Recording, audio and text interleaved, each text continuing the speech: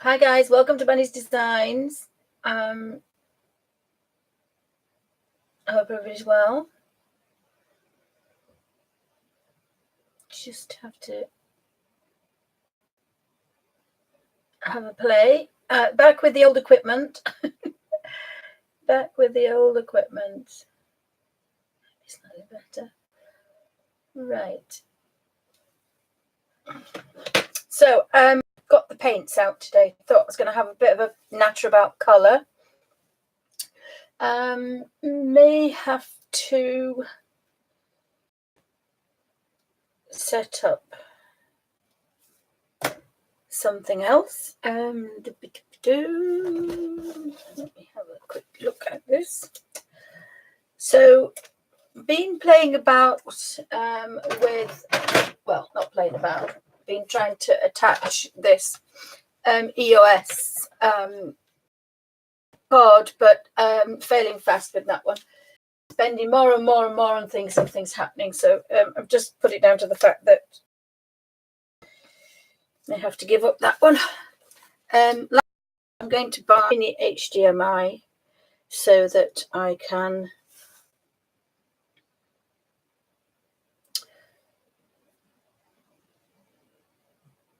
attach it that way, and we'll have a go. We'll have a go. So hopefully in a few seconds I'm going to have chat, guys. So welcome. Oh, wait a minute. I do have chat on there. I'm not used to this old system. So welcome to Bunny's Designs.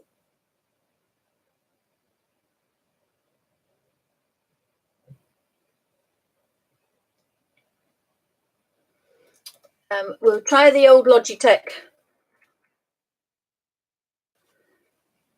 Oh, that's not working well at all. Have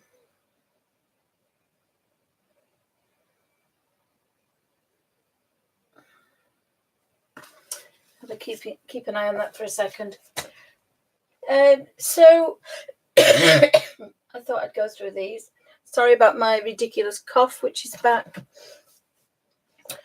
So I purchased this little set here so that I could put my paints in it. So I won't probably be using these.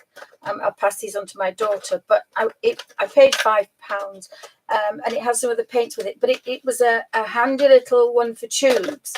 And I've got lots for pans, but I haven't got anything to hold the tubes apart from this one. And of course, they're too long. So that's why I've purchased this. I'm going to take these out, and of course that's got my 6 favorite colors, and then I might pick 2 others. I haven't decided which 2 yet, but I think I'm going to put my 6 in the 2 edge ones. They are lemon yellow. Now the only one is a marine, unless that's Elysian crimson. So I've got the 2 colors here, but that blue is not the best for, and the bright yellow is missing. So I'm going to pop those in my little watercolor pot, and they're not professional ones. With the set, I think it was £5.50. I won this little set as well, which are student grade, I think. So again, I'll pass those on to somebody or other. My daughter is wanting to talk about watercolors. So I like this little one, but I bought these for my daughter. I find they have the same little they have the same little one as this, and this is supposed to come out, clip on there, and then this comes out, and it's not an option for my hands. But if you didn't have poly hands, that would be brilliant to fit in your pocket. And the little brush goes in there, but I can't have it in there because I can't get it out. So sometimes you have to readjust things. I thought about going back to this one, and it's second hand, and it's metal. And I was actually looking at buying one, then realised I'd actually got one. You hold it like that. Now, I'm not sure I could do that, but because I'm not going anywhere, it's at home. And I've kind of going off a bit of plastic, but just couldn't. This is a bit too big for me. But this one has got original colours in it. So I was going to talk about those colours. This one has got the 145 colours, which are quite okay for colouring. My husband bought me the Derwent ink pens. Now, although they're light fast, they're fine, but I don't class those as a watercolour because they're ink pens. It's an ink, it's not a watercolour, but I'll have to think about that one. I don't know where I stand with that one. I like it for my colour books, but with my #1 brush, because they're so vibrant. They're like the Hydrus. So I've got my Hydrus in here in my colour order. So I made quite a few of these colours up. So deciding what the best thing I think to do is keep all your paints tubes in tins, though. Oh, morning, Stargazer. Welcome to Bunny's Designs. Let me see if I can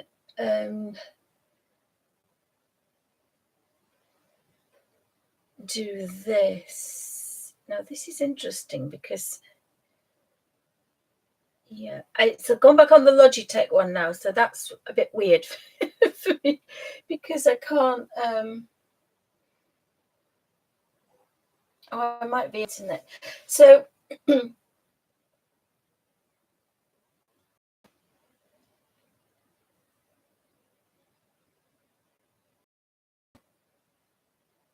see if we did that. It's been a funny this week, and I don't know if everybody knows about the headache. It comes and goes like the wind at the moment. So,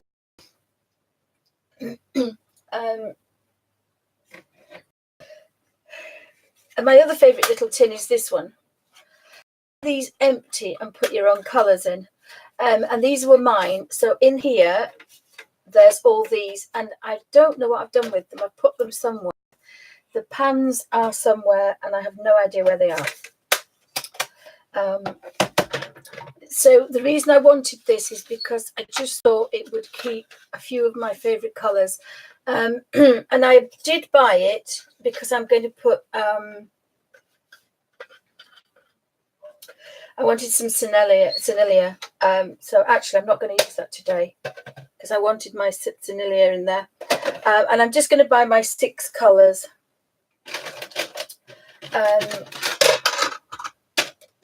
I'm not doing comparisons because everybody else do comparisons, but I do like my 2 blues, my 2 yellows, and my 2 reds. And if you look, these were in sets.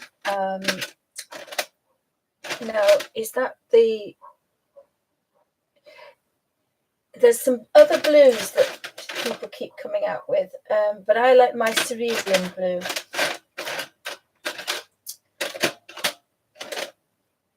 Which is why I've got a problem with Sennelier, because they've got this other silly colour. Now, another one that I did actually buy, oh, it was in a box, is Naples Yellow. So a lot of watercolourists love that. And Sap Green. And then we've got the Siennas and the Umbers. But you can make all those colours from these 6. So I'm going to put those away. But if you can keep them in a tin, even if it's a biscuit tin, keep your watercolours in a tin. And I've got my mother's oil paints in a tin that I would think were secondhand and from 1970. She died in 1976. And apart from one, they're still okay. And that's because they are in a tin. Let me just see if I can zoom in one. That's slightly better. So I'm on Old Lappy and Old Lamps. Gone back to what I was doing before, and I'm upside down. Sorry, guys. Bear with me a second. Honestly, every time I put this up, so there are my 6. the only thing I might do with this one is I do have some of these colours. In fact, apart from Monastral Green, I have all of them. So because this is a vintage set, it arrived in a box with lots of other paints. I will probably, I wonder if that's the original. No, maybe not. That looks like one of mine. It doesn't look like, that's Elysian Crimson. That looks like a crimson or vermilion. Quinacridone, that's probably quinacridone, and that's Elysian Crimson. And that looks like Viridian, because I'm not sure of that one. So I think because these colours are in here, I'm going to put these original colours back in here. So I shall there's Viridian, yeah, there's Viridian. So again, we've got the nice browns. There is the Prussian blue in there. And what happens is they do take out some of my favorite colors because it's a field set, and the field sets were designed for people to go outside, which was a new thing by the Impressionists, is to actually go out and paint instead of portraiture and interiors. They paint everyday life, cafes, and landscapes and things. Well, that's what they've done before, but the field ones were for landscapes. So you'll see the different greens and reds, and that's because it says it's for landscape. Some of the other sets is a general set for everything, but normally with these little ones, they are designed to be taken out. And again, the thumbs here, and paint outside. So you have a lot of colours for greenery and for scenery. Then you have other colours that are called a portrait set, and they'll be all colours for skin tones and things. So there's all sorts of different types of sets of colours. But I find that my 6 will make every colour. And I go on about my 600 and some colours. I might actually have them handy. I may have them handy. It's an old sketchbook. No, I'll try and fish it out for next week. So this one I put. Oh, this is that's a little water brush, and I just can't. I love it in water pots, but of course that one will fit in this one. But of course I don't go out anywhere now where I'm not in the wheelchair, so I actually can have a bit more weight. So this is bought for my birthday when I was in hospital. And it allows you to put the tubes in. Now, obviously, it's for the little tubes, not my big ones. So,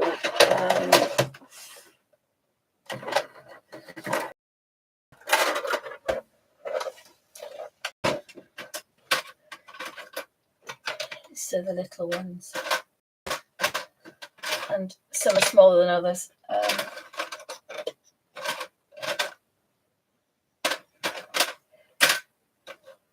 So again, I've got my ultramarine. It should be shiny. Now that's Windsor yellow because it came in the set, but of course I have to buy my own colours. These were little sets. These come in little sets. So we've got transparent orange, we've got ultramarine violet, yellow ochre, a lot of these, and I bought sap green, permanent rose. Some of these were in a set, and of course even permanent rose is a pinky one. It's not really what I like. We do have burnt umber, and that's his dark brown. But again, there were 2 sets that I bought. Hooker's green, and Indian, deep Indian. So you can mix the colours together. And then these were in that set that I bought second hand.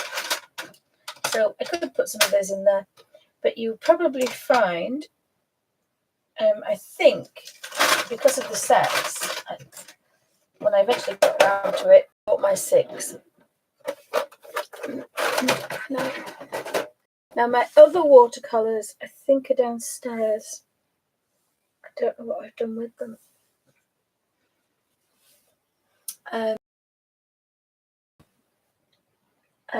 But I haven't touched this.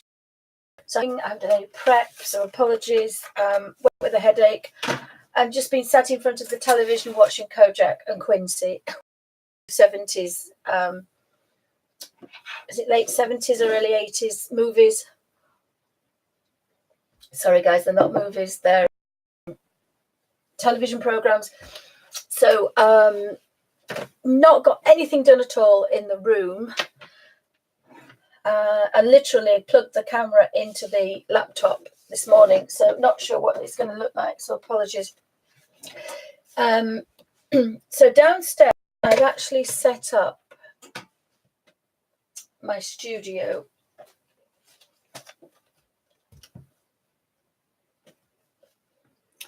I've set up my studio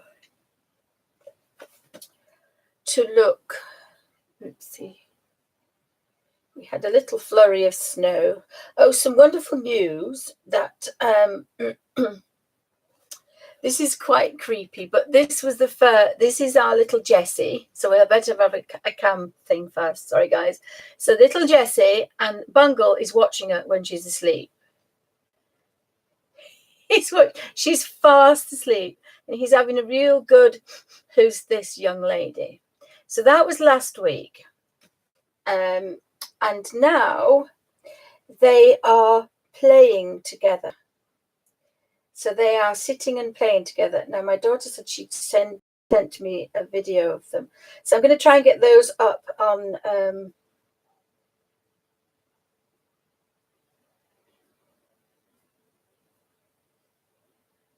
going to try and get those up.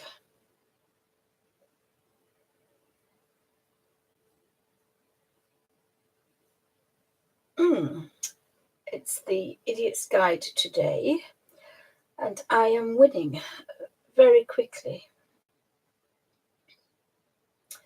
So I've had to rejig the room, and I now have 3 foot by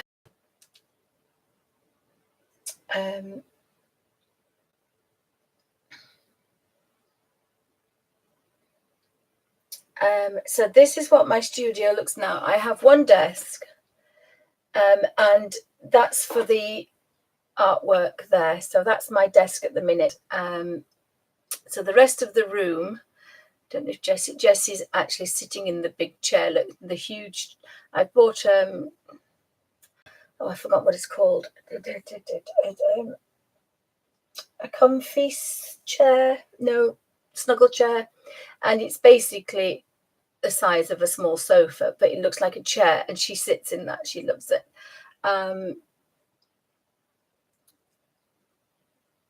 So the desk has gone, and I'm just in the corner.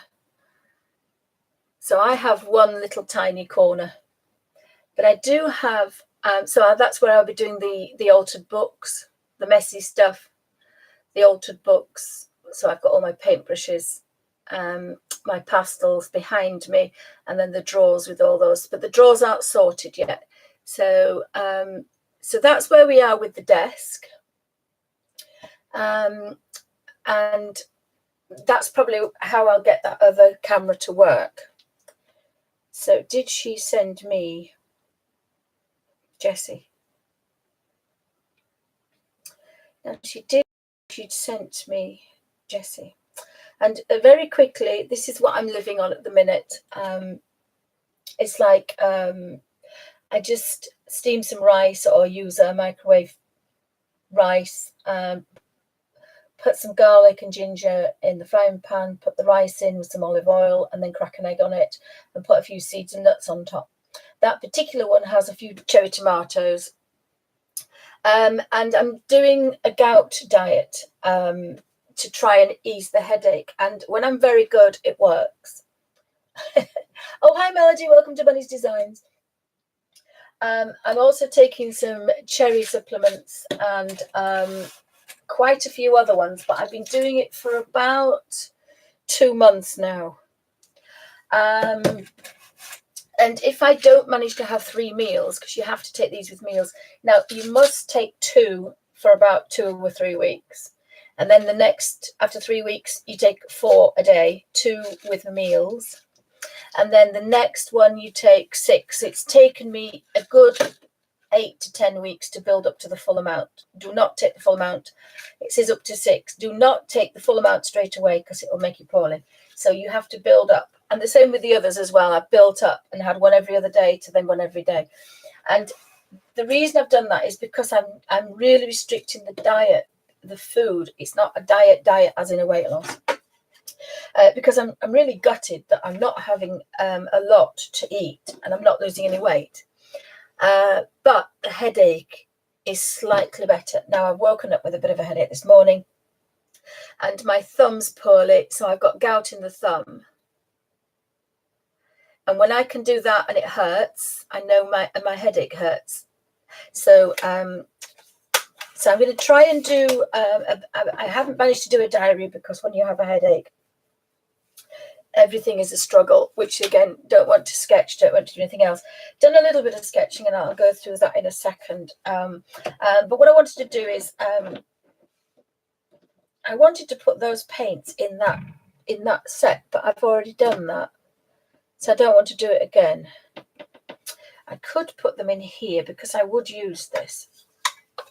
So this is a student, oh, sorry guys, this is a student grade. But I was going to use it today and I wanted these because these are pot, they're not the plastic ones, and they're little square ones. I would think our traditional ones might fit. I'm not sure. I think these are more oblong. Let's have a look. Do we think they'll fit in there? Yeah, if you see, that's an oblong one, and that's a square one. But these are the colours that I think I would know what they are. And they're very similar to this set of mine here.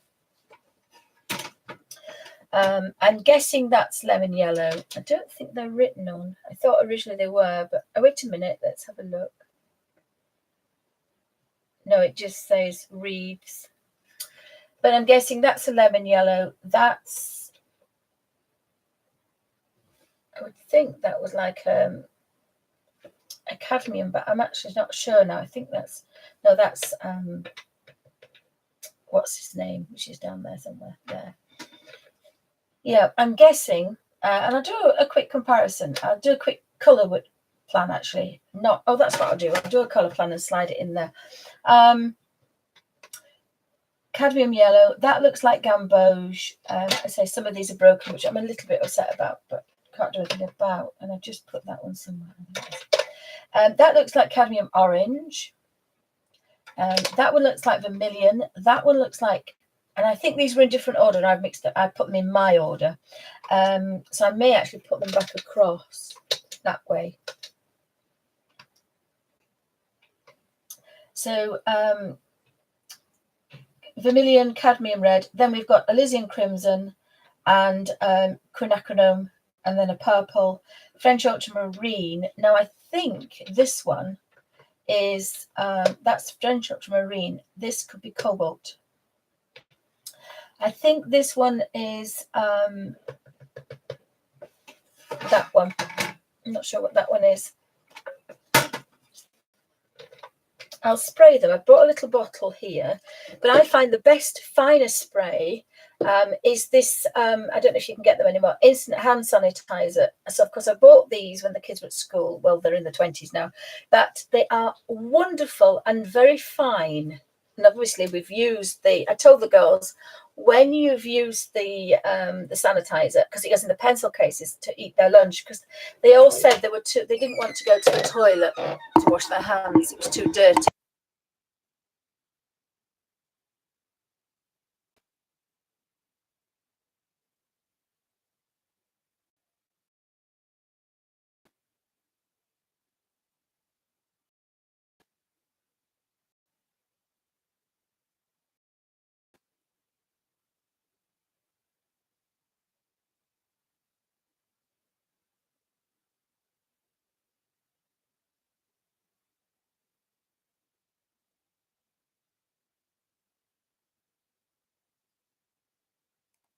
bless hubby, he's brought me another cup of tea. So what I could do is I've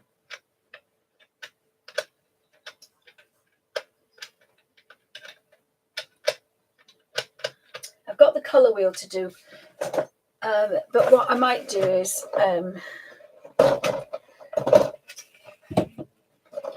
and again, I need to find my, because it's got the two colours I use, but it hasn't, it's got intense, the phthalo blue, and I want cerulean blue. Not quite sure what I've done with the tube of that, really cross, because I could do that. So I need to find that. So I'm going to do this colour chart. And again, I like this colour chart, and I'm going to work through this book, but that will be a video. That will be a video. I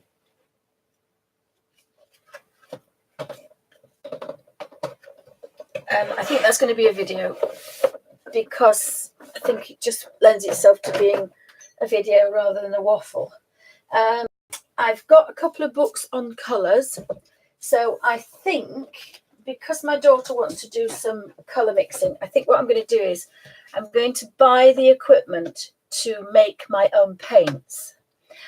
And although I won't be able to do the grinding, I might do one. But what I'm going to do is I'm going to grind with my right hand. And if I can grind with the right hand, I'm going to say the left hand for drawing. But I'm only going to make my 6 colours. I'm going to buy 6 colours. I bought this book here about colour mixing. And then I have my Fields one. Now, this is really expensive to buy this. The Salters edition of Fields Chromatography. But you can download it for free. The only difference is you don't get these beautiful drawings at the back. These beautiful line drawings of the Winsor and Newton sets that they used to have, which look absolutely amazing. So they have watercolor sets, they have field sets, they have ink pots, and I just love all these old Victorian things. And the other thing that are downstairs for me are my wooden boxes, and I want to be able to use them to keep some of my paints in.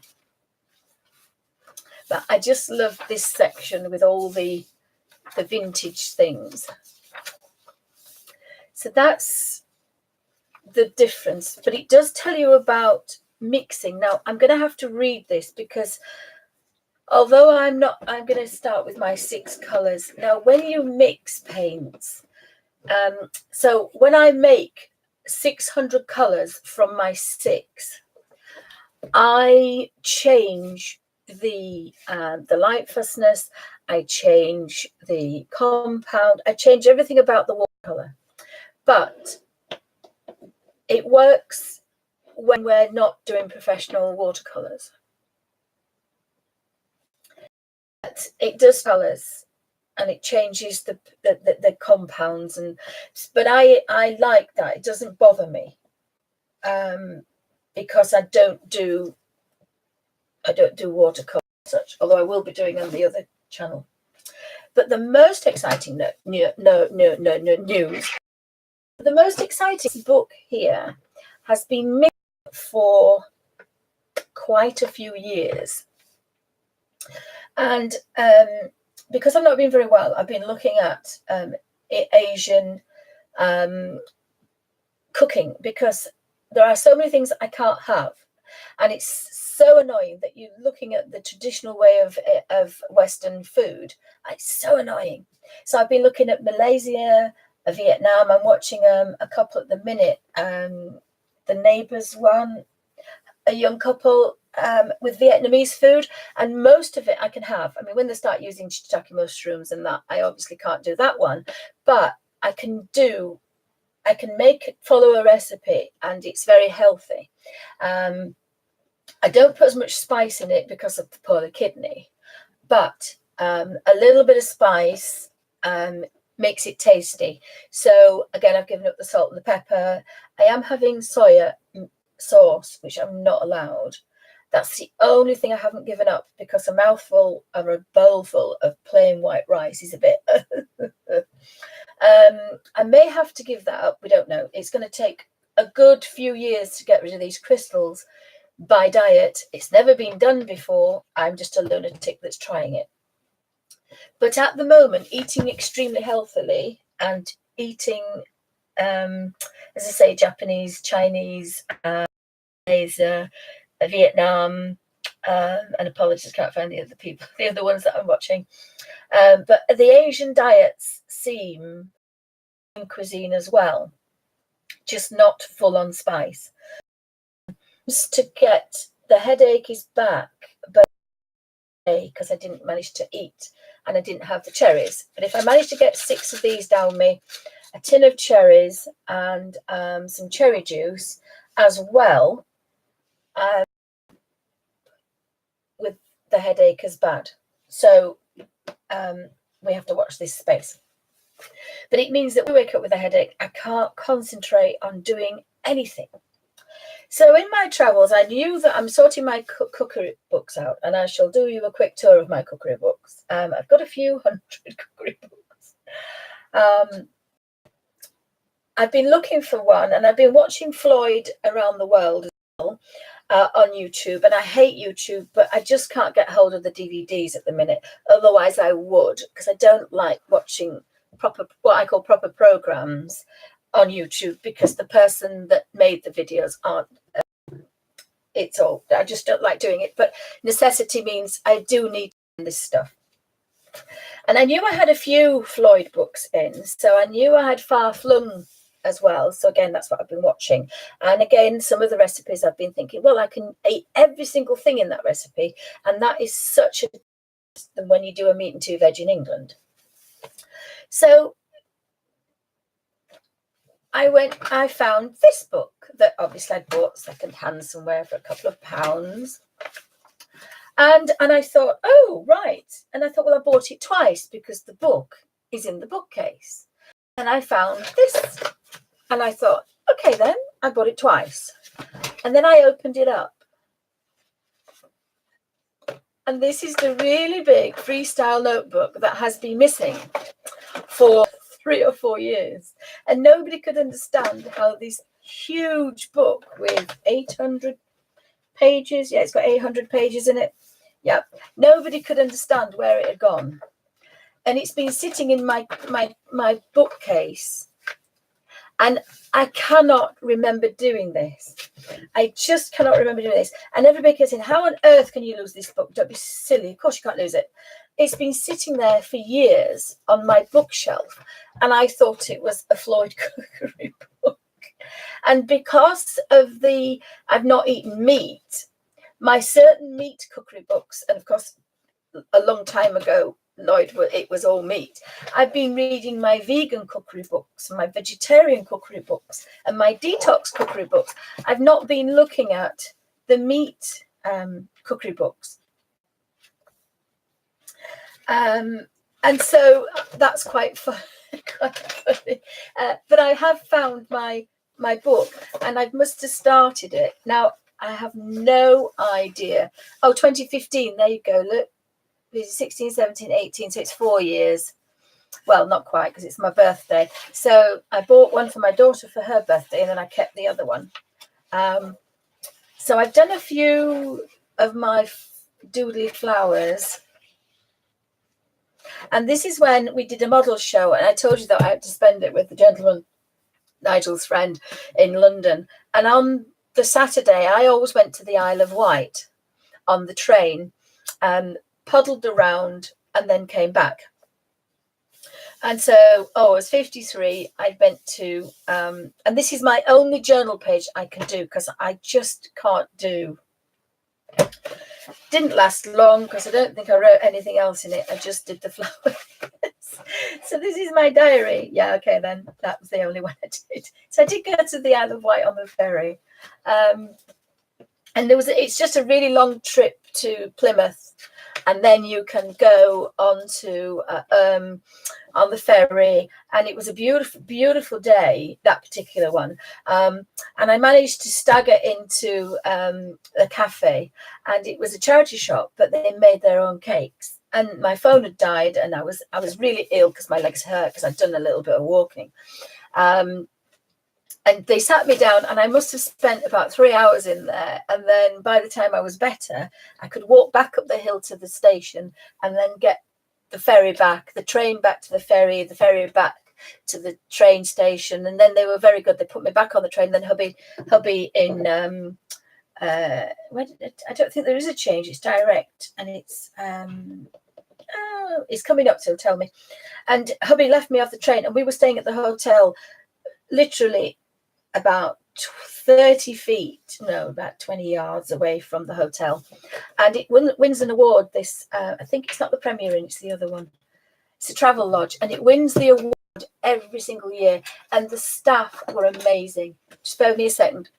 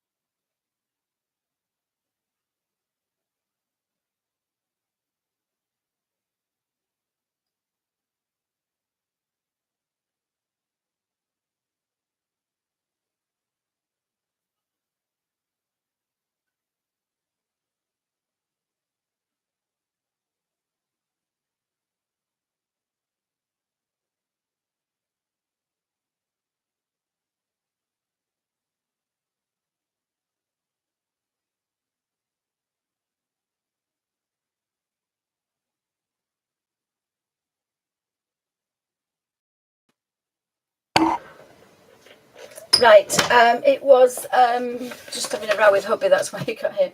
It was Woking, and at Woking train station there is a travel lodge across the road, and that's where we stayed. And it's so clean, and the staff are so wonderful. Now I haven't been for about 2 years, but you can catch the train to Plymouth to the Isle of Wight there.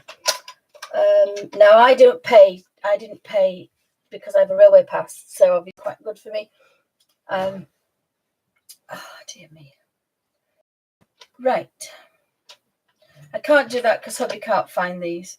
I don't know what he's like. I don't know if he's had another stroke. It's just that I don't speak English and he doesn't understand me.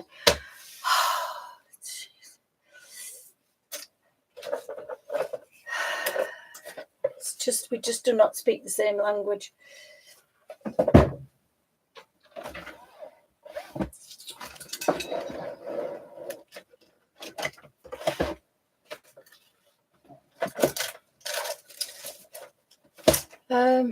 Right. Sorry guys, I've got absolute blind. He's tipped these up. And I said they were in a brown paper bag, and he's brought those up. Which is no ornament. Dear me. Right.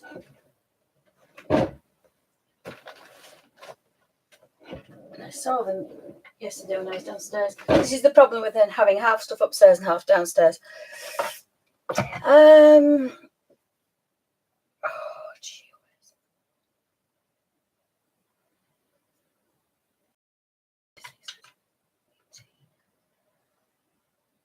Oh, I don't know how many colours there are.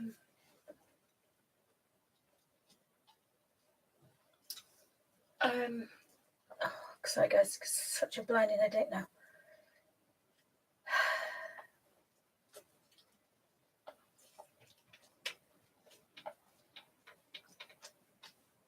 That's Alfie on the bed chewing his foot. Alfie, stop it. Or some other emotional part of his body that he likes to chew. Oh, hi V, welcome to Bunny's Designs.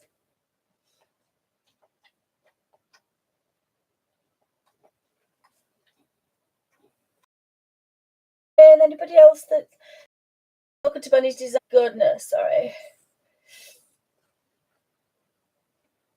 Oh yes, I better take the cover off then. Yeah, take the cover off so I don't lose it again. I'll put the cover on the books. So I might do a quick video of my cookery books. I've got some very old ones, but it's quite funny that I have my bone folder.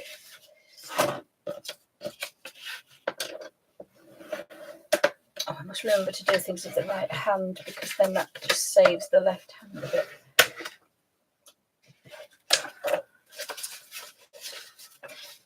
And if by magic all around me I have I've got some tracing paper there as well. I normally haven't found a proper hole yet, but by magic I have my cutter. I haven't used these for years. I've got my cutting thing now. Forgive me if it's the wrong way around, put it upside down, but let's just see if it will work. And just put that on there.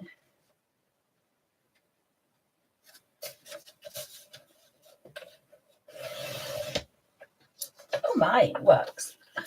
That will do. It's not perfect, but it just saved me doing that, and I can just slip it in there. Something. Right, so now I need to divide that into 3, and I've got 1, 2, 3, 4, 5, 6, 7, 8, 9. And my headache's so bad, I can't do that. 3, 6, 9, 12, 15, 15, 18, 21, 24, 25, 26, 27. No, that's not right. Oh, 3 9s are 27, aren't they? Yeah. All right, it is right then.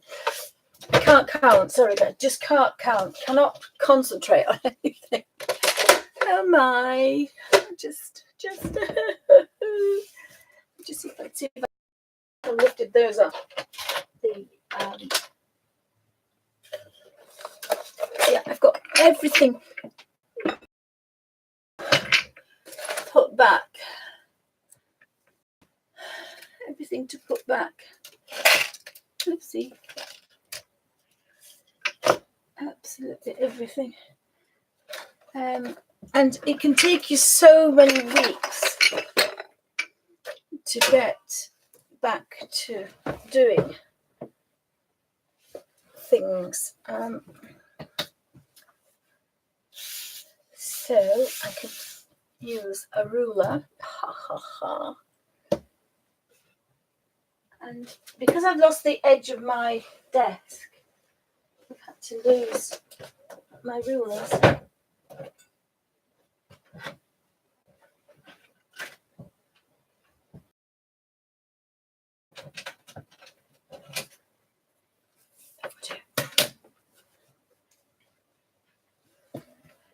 Oh, it probably did a pencil.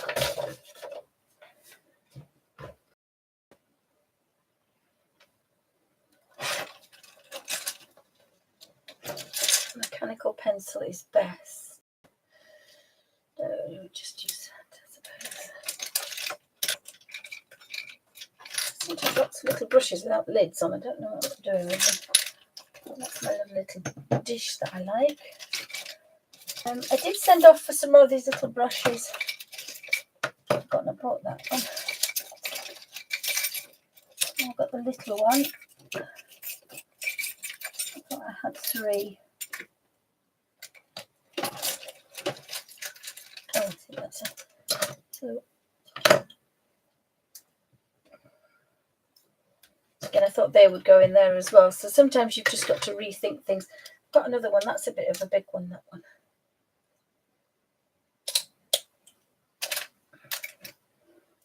I'll use this little pen. So we want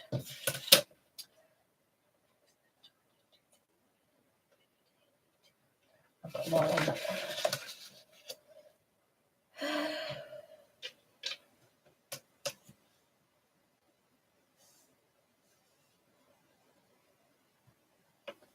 That's a shame.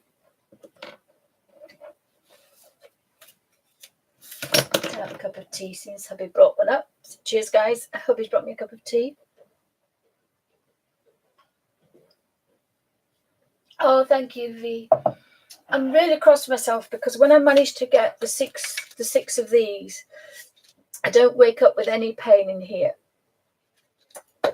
And it's the only kind of proof I have that I do have gout in my head. I don't need big squares, do I? This is I just can't concentrate. 1,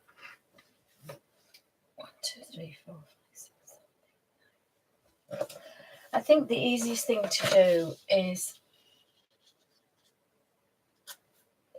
to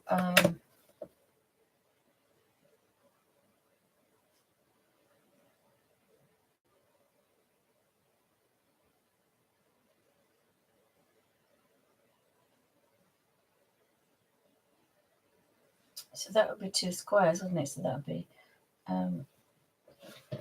there's a neat edge. Can't really measure and count. So I've got 1, 2, 3, 4.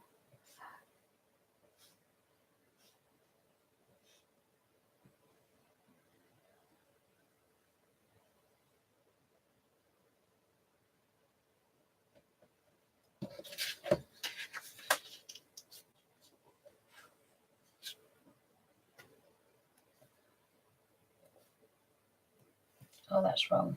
See, I don't know why that's wrong. No, I do, because it's that. It doesn't have to be too neat, I suppose. It's more of the colours we want.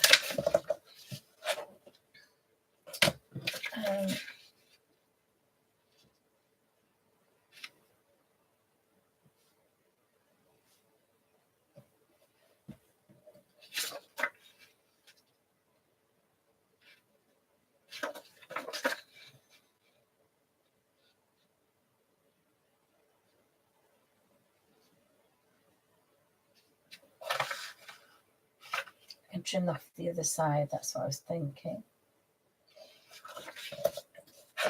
So if we just measure, it's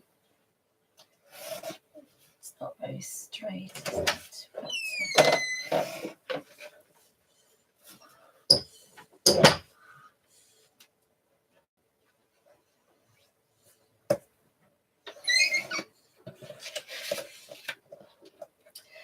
let's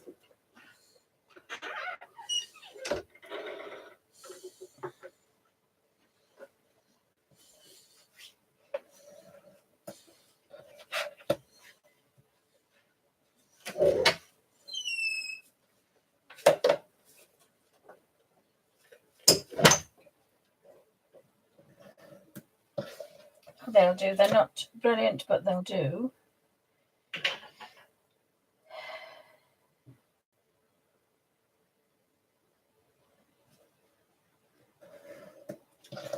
Let's see.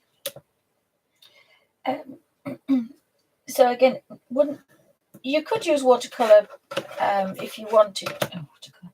You could use watercolor paper, but again, I'm a cheap, tight Yorkshire lass, and I'm not going to saturate it. All I'm going to do is make a little puddle of color, and I'll show you.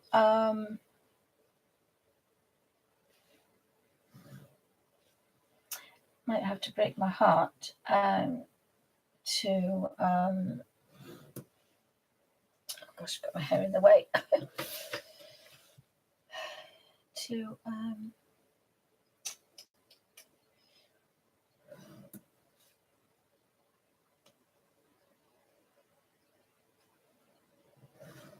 right. So I've got 3 deep and I've got 2, 4, 6, 8, 9.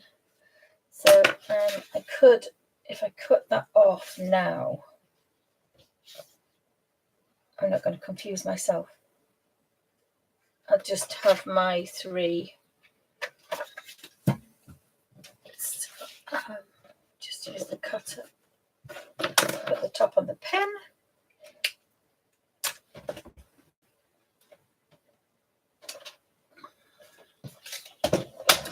Two, 4, 6, 8, 9, and 3. So we are right. And I am upside down and wrong way around. So I've got 3 neat ones and 1 not so neat. And trying to line up the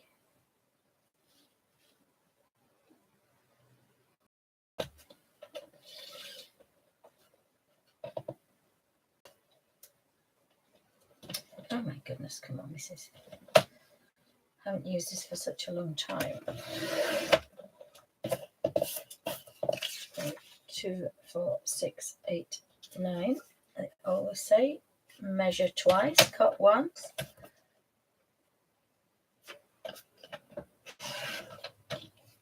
So that should sit on top there. And I keep those because they've got the squares on. So I might have to use them for something else. And then there's a little thing you push along here. I've had this such a long time. That's it. And it stops it flapping open and breaking. Right. So the probably easiest thing to do is to just spray. And I'm going to use a little brush because I'm a tight Yorkshire lass. I haven't got any water actually, but let me have a look. Got a water pot. I use the little one, and again, it's not to do that, it's just to give me a bit of a guide. So I'm only going to use a little brush because I only want to get a bit of a.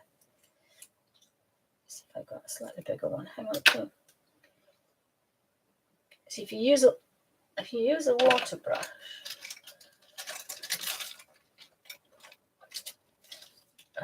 spray. I've got this little one here. Put some water in this one.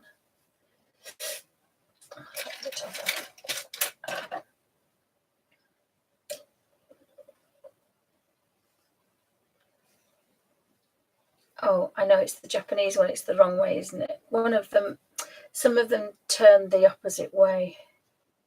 Yeah, this is the one that screws the opposite way.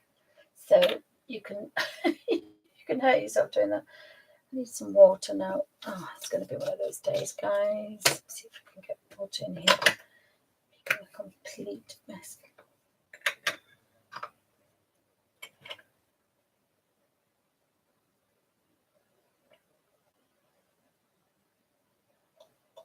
If you nip it as you release it, right, so that might keep us going. Again, screw it the wrong way. Put the lid on that little pot. Put the lid back on that one. Now I'm going to spray them with this. Now I've never used these before. They're just as they came on my birthday. This particular one, these are vintagey, but I think they're student grade. It's an original tin, and I'm just going to go through the colours because it doesn't tell you the colours. So I'm just doing a bit of a colour swatch. But I could guess lemon yellow, cadmium yellow, gamboge, cadmium orange, vermilion, cadmium red. I think that one's Elysian crimson and that one's quinacridone magenta. That one with violet purple. That looks like French ultramarine. That looks like cobalt, and I can't remember the name of that one. That one looks like sap green. That's hooker's green. That looks like dark hooker's green. That one, one of them is vermilion. I think. Oh, that one is vermilion. Look, you can see that vermilion. That's cerulean blue. I think. I don't think that's cerulean blue. It's a paler blue. So we've got a cobalt. What's the other? There's another pale one. It'll come to me when I see it. What's on mine? I don't think mine are labelled. It's one of these two. So that's cerulean blue. That's a cobalt. That's the darker blue, and not viridian.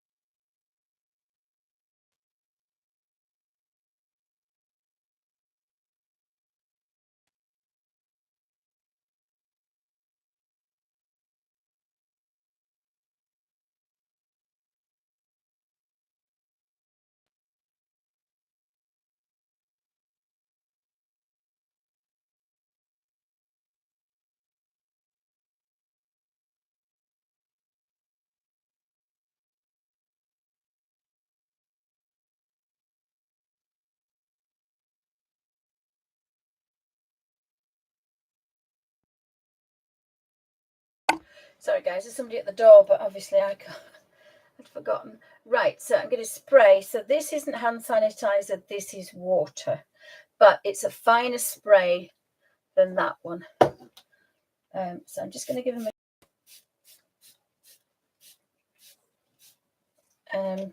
and I've got a wet brush as well, so it might be really wet, but... so where did we get to? And then that one looks like that's yellow ochre. That looks like the red, Indian red or brick red. And there's another name for it, but I'll think about it in a second. That's obviously and raw umber, sienna and burnt sienna. Oh, and we've got another green there. That's obviously black and that's grey, so there's no white. That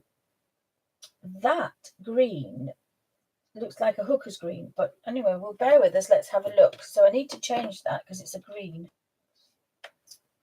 I don't know why I've put it there.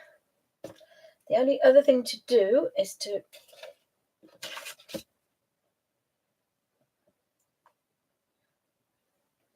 I think that's hooker's green. That one's definitely vermilion. And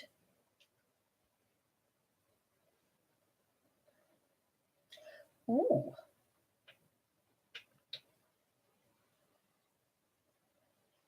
think that's sap green. This could be the pea green, or I forgot what it's called. Light green.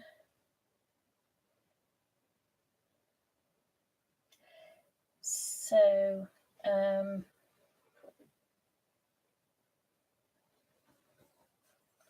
now I've wet them. I'm not happy where they are.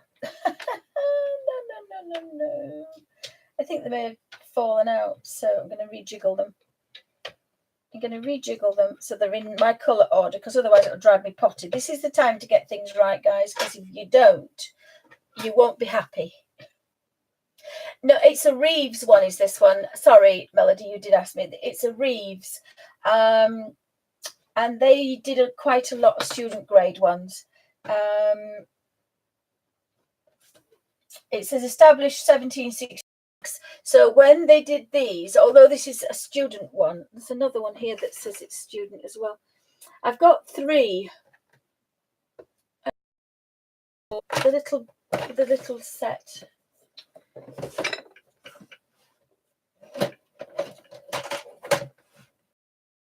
Brownie 1788. But Reeves, and there's they used to make very good quality, but they did a student grade. Colours and pigments. This particular set is better than you would buy now. Apart from the Winsor & Newton student set or Cotman set, I think are a kind of, if the line is there for professional, they're there. They're definitely next to it. And you can do some beautiful, I'm not going to do a comparison because it would be a waste of paint, and I don't do that. Because I'm an artist, I bought these, but the Cotman ones are just brilliant. You've seen both of my colour books, and I'll be doing a lot of work with the Cotman ones, and so we can do you will see a comparison, but I'm not doing a comparison because I'm a tight Yorkshire lass and it's a waste of space. If you can afford to buy these, buy these. If it's for a colour book, buy the Cotman, and they will still let you go on to the next level of doing watercolour. And then by the time the tubes have run out, the next set would be buy these, because you will have progressed. But I still say that that the Cotman set is quite adequate. In fact, the Little Man in Ireland uses the white, but it's £50 and I can't afford it. No. It is a colour section. Oh, what on earth is it? He uses the Cotman. Now, the only problem with his set is it doesn't have cerulean blue in it, but he has my 6 colours. If you bear with me a second, I will find it. Oh my goodness, what's his name? Let me look for watercolour sets, because I have to tell you his name now because it will drive me nuts. He's made lots of videos and I've watched him, but my brain is just not in order. So again, what you can do is buy a lovely tin like this, a vintage set. Now this one, I think I paid quite a bit for it, but it was my birthday present and I was in hospital, so I was feeling a bit grumpy. I've been in hospital for 3 weeks, so by the time it came to my birthday, I was a bit grumpy. So anybody got any questions? Oh, hi Darla, welcome to Bunny's Designs. Sorry I've missed you. If you popped in, say hi. More fuddled than usual. Let me just put in sort by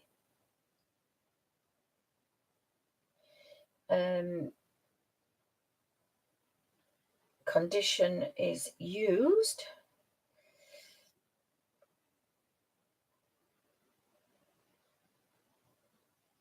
If you do that, you bring up all the second-hand things and you can get some quite good ones. You see, that's the one I've just bought, isn't it? Yeah. See, that's a Rowney one. £10. That's a Rowney one.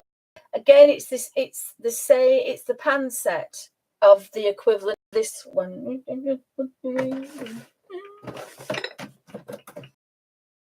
But again, it's actually quite nice.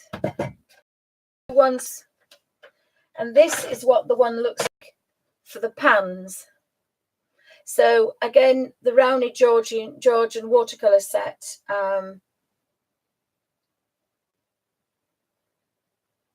and it looks quite nice.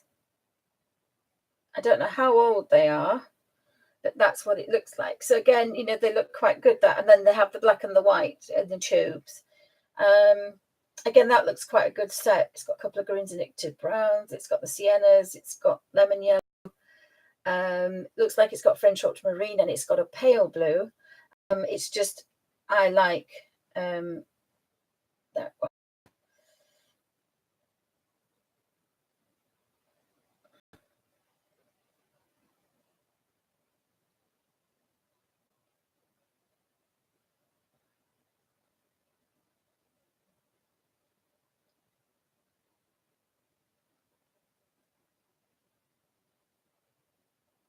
In fact, I just bought it. Sorry, guys. I just couldn't resist it. So I can show you the difference. So I just bought the one like this, but it's not for the tubes. It's the one with the pans in it. And in fact, there is one with the tubes in it as well.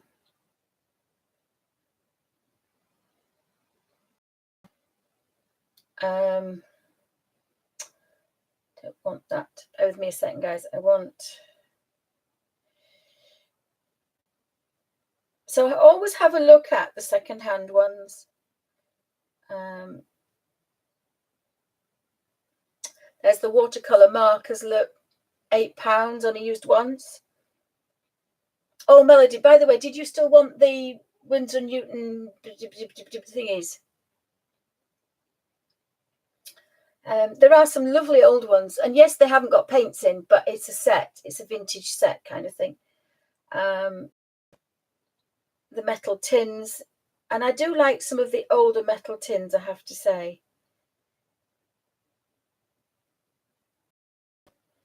This gets addictive, guys, when you start seeing old paint tins. I'm a bit addicted to old paint tins. Can't help myself. I just can't help myself.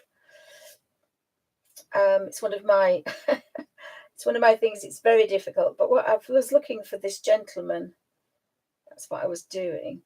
But you can find some. But you have to be very careful, because a lot of the paints may not be any good. But what you are looking at, there's a Reeves and Son, the metal tinned one again.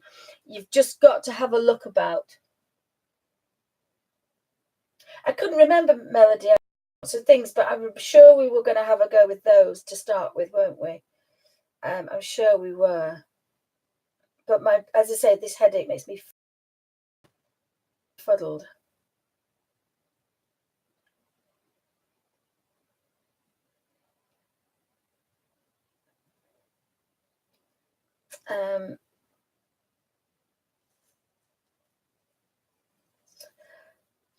Why can't I remember this man's name? Bear with me a second. You see, this is what the problem is with the headache. You can't think, and you can't concentrate. You just absolutely useless. Sorry, guys. Absolutely, you forget what you're doing. You just forget absolutely everything. Now, I'm supposed to be watching this because, as I say, it is £50, but it's not. And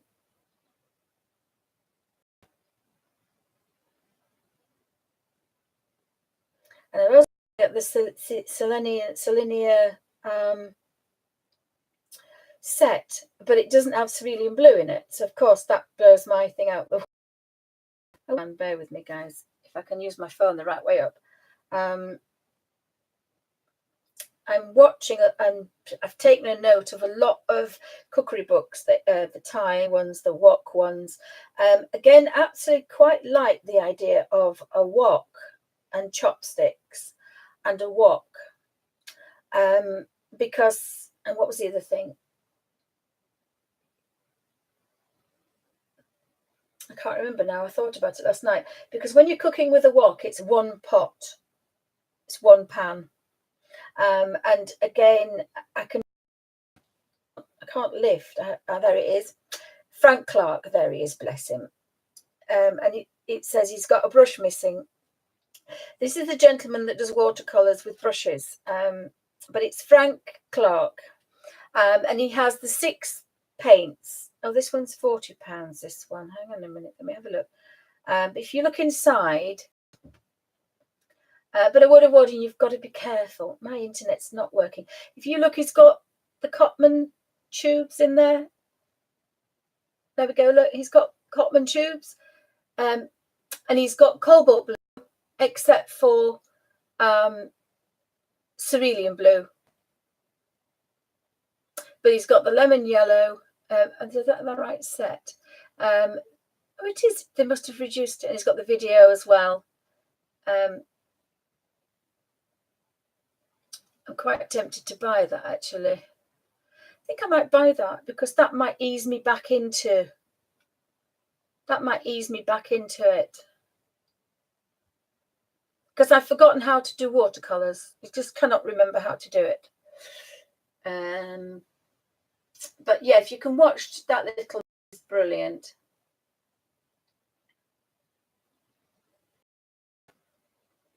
I'm tempted to buy that.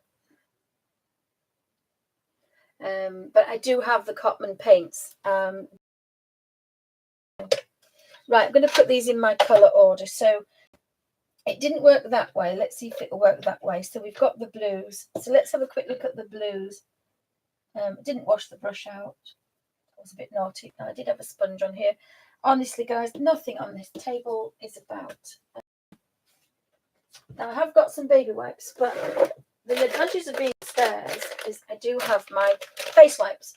So what I do with my face with a clean face, oh my goodness, face wipe, and I immediately put it in here. So some are damp, but it doesn't really matter. They are a bit damp.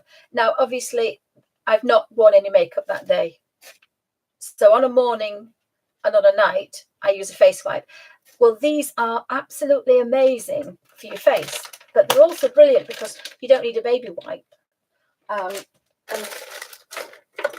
that's a dried one. So, you know, and the other thing I use it as well for is just before I go to bed, because I've got asthma, I just wipe. I have a Laura Ashley metal bed and I just wipe the top, and that just collects the dust. So there's dust in here and a little bit of me on here. But for a paintbrush and to clean your paintbrush, it's absolutely fine.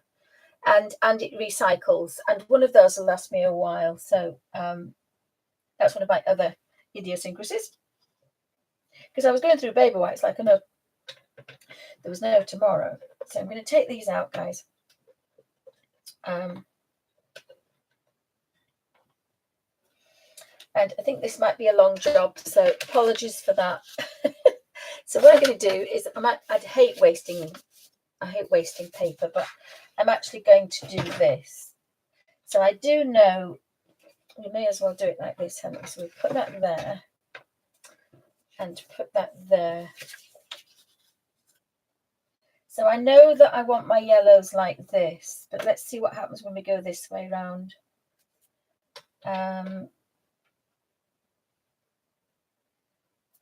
And what happens is you don't need to have them labelled. What you look at, and this is why I'm doing it this way, like all these were pinks and purples. I've got them in the light to dark order, and that seems to be, I think, a French ultramarine. No, I just can't bear to waste this quite nice sketchbook paper. Such a tight Yorkshire lass I am. Just such. Looking for a piece of photocopy paper. I thought I had some.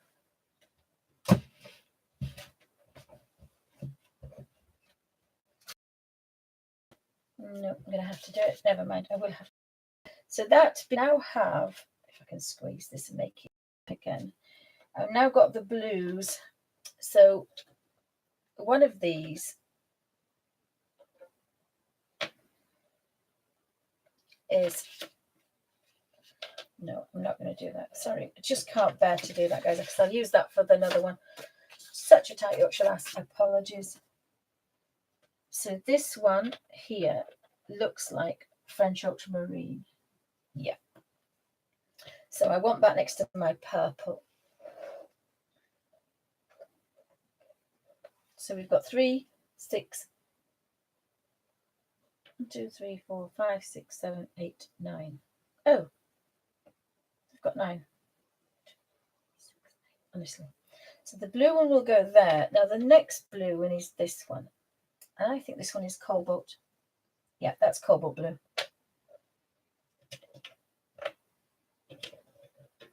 And this one is cerulean blue.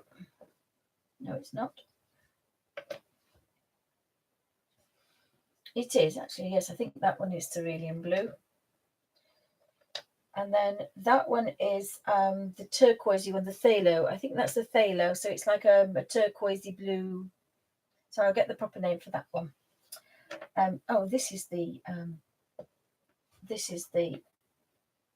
looks like the, oh no. And that's a greeny blue. So I've got 2 greeny blues. Right. And then we've got, I'll just spray them again, guys, because I'm... Oh, hi, Marilyn. Welcome to Bunny's Designs. Anybody else popping in? Oh, hi, Vin Pip. Welcome to Bunny's Designs. We're a bit higgledy-piggledy again today. Hopefully we're better. So I'm just going to go through the greens now. So obviously that's the palest one. That's almost like a Chinese one or a pale one. I think this one's sap green. And then this one looks like a dark hooker's green. And this is Viridian. Sure it is. Let's have a look.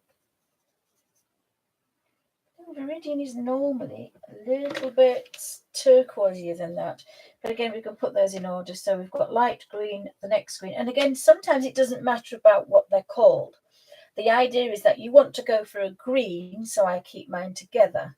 Do I want a mid-green, a light green, or a turquoisey green? So again, you've got to think that way. The next one are my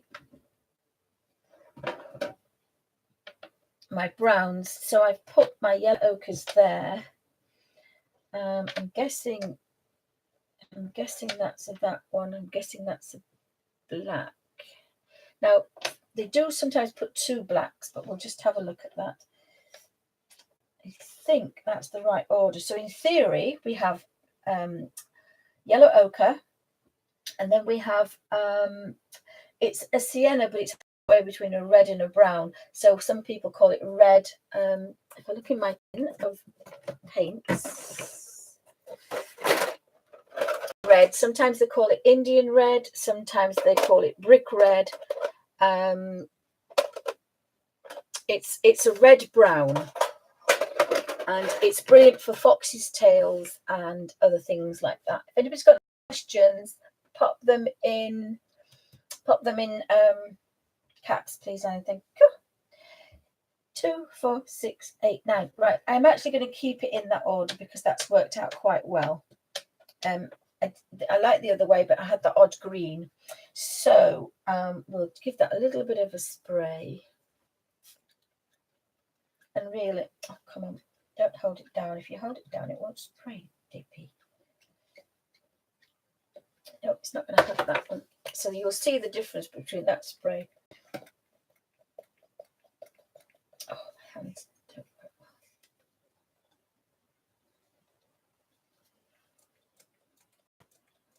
Come on.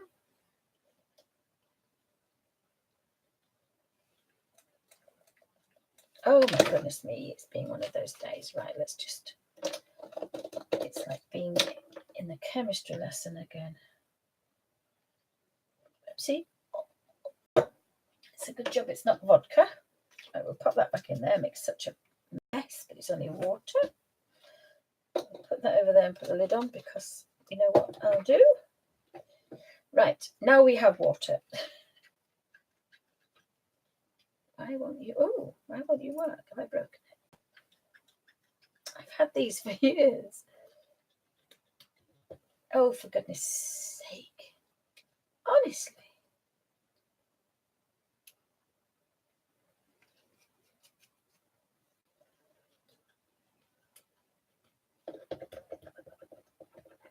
We're not going to work. We don't want to work. Okay, then.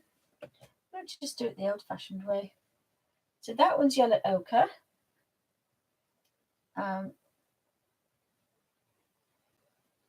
That's the one that's good for bricks, and it's the, I'm going to call that one Indian red. That looks like raw sienna. Now, the only two that might be different are these two, but I think that one's raw. Yeah, that's a warm brown. It's a reddy brown. It's a warm brown. So they're the siennas. So then this should be burnt umber. Maybe a bit more because we can't get that colour. And then we've got raw umber. I think raw umber is the darkest one, and burnt's a little bit warmer. And then we've got the grey, and then we should have a lamp black, and then we should have an ivory black. Oh, no, that's Viridian. There you go, there's Viridian, look. You see the difference, there's Viridian. I thought it was different, they've got two blacks. So that is a green, so that's messed up my system now, because I've now got a silly green in there. Yep, that's Viridian green. So that's lamp and a grey. Doesn't look like Payne's grey, it's a paler one, but it's a grey. So now I've got 8 on there. And I'll turn the internet off the thing, but my daughter must be on the internet and my husband's on the internet, and obviously it doesn't like it. At the moment I'm not happy with Sky because it's a bit pants. So let me see if I can come out of here as well, which will completely upset everything, but no, I don't need to do that. Do that one? Internet, and we'll just turn that off. That may help a little bit. Have we come back?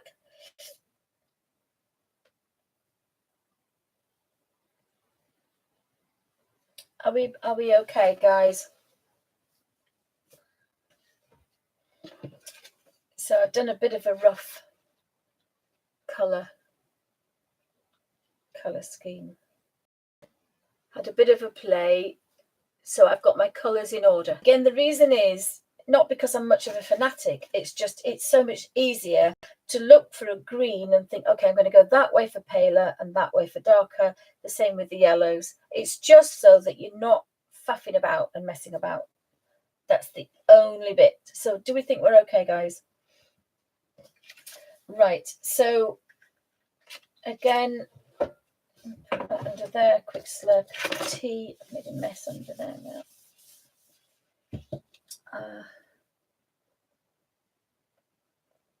Quick slurp of cold tea.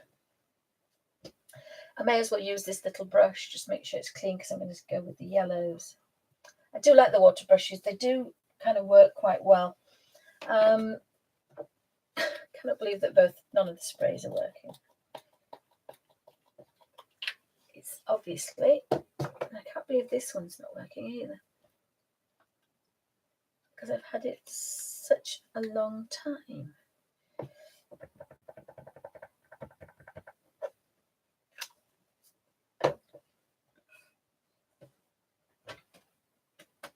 Now the only other thing to do is a pipette, but I think that's a bit too much water. And I don't think I'll be getting in this cupboard today, so I did manage to sketch that out yesterday, which I wanted to do as trying to think about the colour book. Whoopsies, it's a bit of a rattle. Oh, my plates with all my colours on.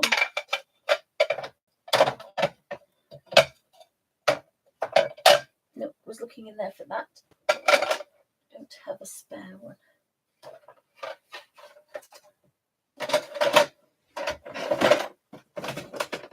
Aha.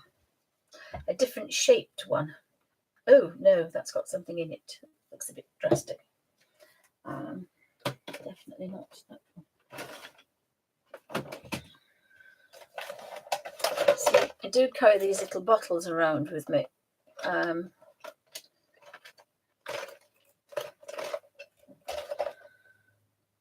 I am so cross and I do not have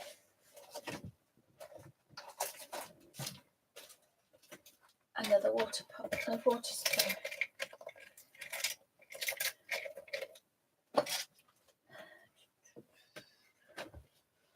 Should have one in here.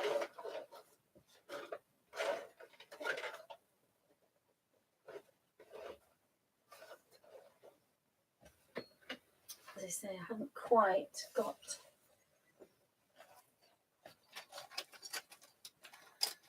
I have a different water brush that will have to do. I'll use a bigger water brush. It's not to do a pale to dark. It's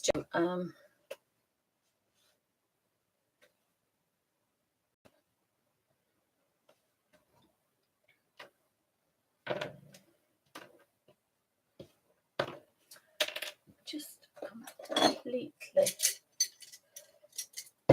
Again, I haven't got. I have lots of water brushes. And again, I was going to do a comparison, but I don't really want to because most of mine I don't like anymore. So there's only one or two I actually like. So again, that would be a bit. I am just so cross. I cannot find. And that's my number 2 brush from Derwent, which I very rarely use.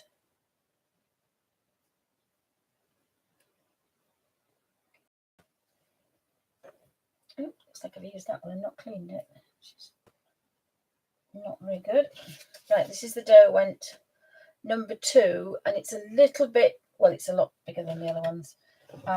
So we'll go in there. Now that looks a little bit dirty, but I'm not bothered. Right.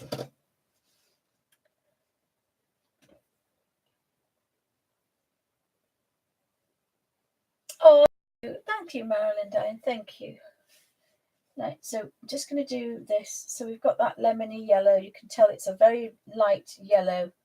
So that's going to be lovely for, oh gosh, my fingers today. That's going to be really nice. So the next one, I'm guessing, is like a cad. So you can see it's a sun yellow, it's warmer. And I'm not really doing light to dark or strong to, and some of these are a bit dirty actually. Again, that looks like it's like not quite a tangerine, but the gamboge. So there's slightly more red or orange in there, depending on how you make it. But that gets your olives colours. This is an orange, obviously like a cadmium orange. Smush it about a bit. So even as a student grade, and this is the Cass Art paper, you know, it's a little bit crinkled, but I'm working quite wet there. So in theory, that should do quite well. I think that actually better if I don't pick it up. So the next one I'm thinking is like a vermilion. Oopsie. So it's a very, very orangey red, but it's not quite a cad. So the next one I'm guessing is like a cadmium red. Yeah, it's a nice red. It's not quite pinky yet. So just have to test these two. So that one is the one I think is, no, I think I've got that the wrong way around. That looks like quinacridone magenta, and this looks like Elysian crimson. We'll just double check. Oh no, I think that one is Elysian crimson because it's pinkier, and that one is quinacridone magenta, which it is definitely pinkier. So I was right, and that's why I like Elysian crimson. But in your printer, you will get quinacridone magenta or a magenta. So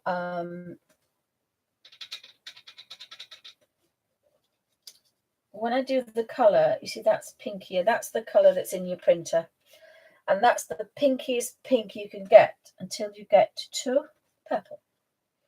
And that's why you can make the best purples if you didn't have one with, that's why I insist on having a pinky pink pink. And then if I move that slightly that way, we can see the greens now. So that's 1, 2, 3, 4, 5, 6, 7, 8, 9. 1, 2, 3, 4, 5, 6, 7, 8, 9. So I do have a spare one actually. So the next one, I'm pretty sure that's what I want to do. So I'm going to go with this next one, which I think is ultramarine. It's not quite as, yeah, it is. It's at the back. It is. Yeah, that's definitely French ultramarine, which is a purple blue, if you want to call it that. And this one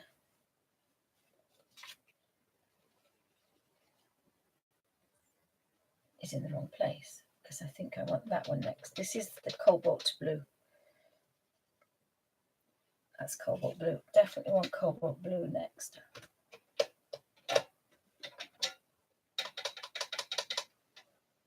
Because cobalt blue is still a little bit purplier. When you see it next to each other, it's still,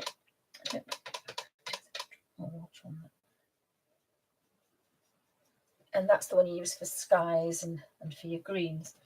So the next one goes a bit on the turquoisey side. I'm going to put that one there because that's definitely the turquoisey side. So that's almost like a cerulean blue, that one, which is your sea colour.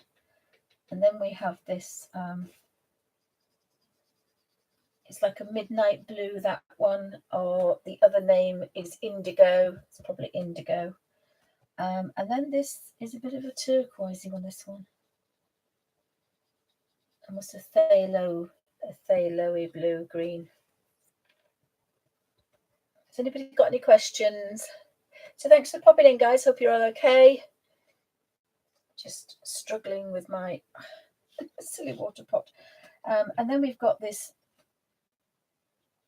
Yeah, that's not sap green. That's like a Chinese green or very pale yellow green, that one. This one I think is sap green. And even if these colours are not exactly the same, they're very similar because obviously different companies call them things different names. Now this actually will only last me today, this particular baby face white, but I'm just going to check this one again because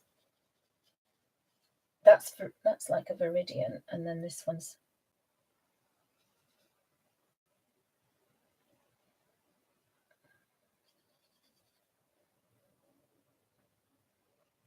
I just can't take it. Sometimes when the water sits, it releases the colour. I don't know. I just can't tell the difference between these two. I think that one is a hooker's green,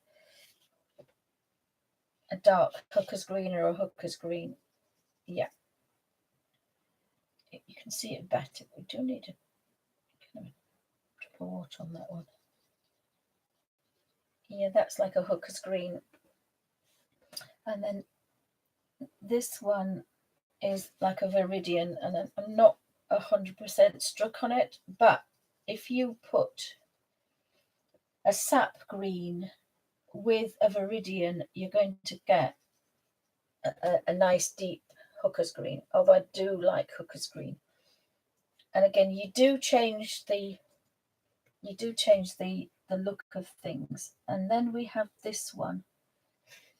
Looking at it, I think this is Viridian actually. No, this is like a hooker's green dark, this one. This isn't Viridian. This is like a dark hooker's green or forest green. And then we've got our yellow ochre, which of course is for skin tones. buildings, straw, grasses. This one's like a red, Indian red, brick red, very much like a sienna. In fact, that actually could be sienna. That could be sienna. Let me get them down. So we've got, it could be a sienna, but it's just a bit too red for a sienna. Let me get this one down, see what this one is. Yeah, I'm pretty sure that that one is Indian red. That one's raw sienna and burnt sienna. And then we've got a raw umber. And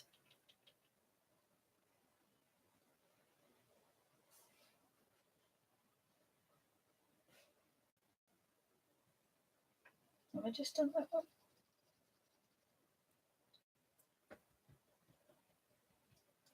And then we've got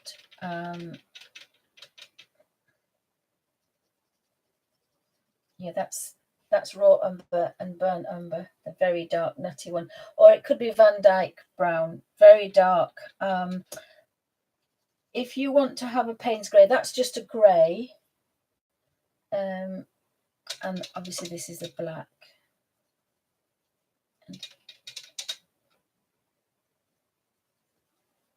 But if you, very quickly, I'll show you how to make a Payne's grey, and it's a better Payne's grey than will ever come out of a tube. What you want is the nutty brown, the Van Dyke, very dark, cold brown. Hardly any red in it at all. Very cold brown and French ultramarine. And look at that. A beautiful, beautiful grey. Beautiful grey. It's not showing up very well, but it's a Payne's grey. But it's either Van Dyke brown or burnt umber. No, wait a minute. Yeah, burnt umber. Very dark, cold brown. Or a brown black, I would call it. And French ultramarine, there's your Payne's grey. So they're the colours, quite vibrant. I'm just looking at that yellow. You can't see it. Just turn that one out. So there's my colours. I don't know why I didn't cut that one off. 2, 4, 6, 8, 9. I'll just fold it over because it's going to drive me insane. So now I've got just a rough guide. The only ones would be this one because it looks like black.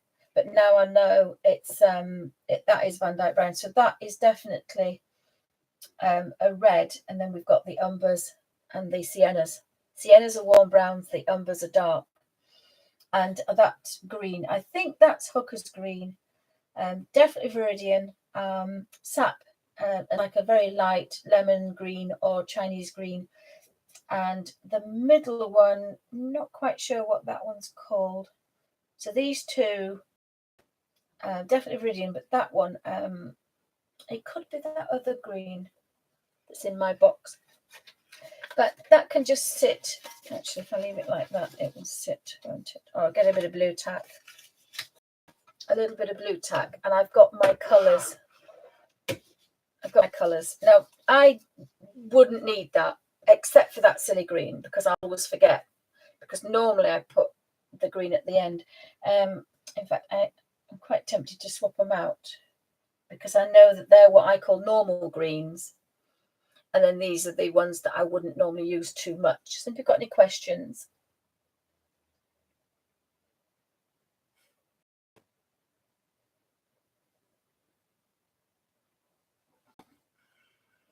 If you've got any questions, pop them in caps. If I missed anybody, welcome to Bunny's Deals. So this was my little vintage set from Reeves that I bought. And it has a catch on it. Now I've because I scratched it, I've bent this backwards and scratched it more, and I still can't open it when I shut it. So it's not as good as I thought it would be, but it's fine. It is what it is. And then, of course, my little tubes, if I have to start bending them, will go in there. With some paintbrushes. But it wasn't designed for my colour books, this one. This was designed to use for wet, and there is a metal palette, and that's the other reason I got it, is I've gone a bit off plastic. It's just I can't seem to put my hand on it. I don't know what I've done with it. I've something else. So this is the plastic ones I'm normally used to.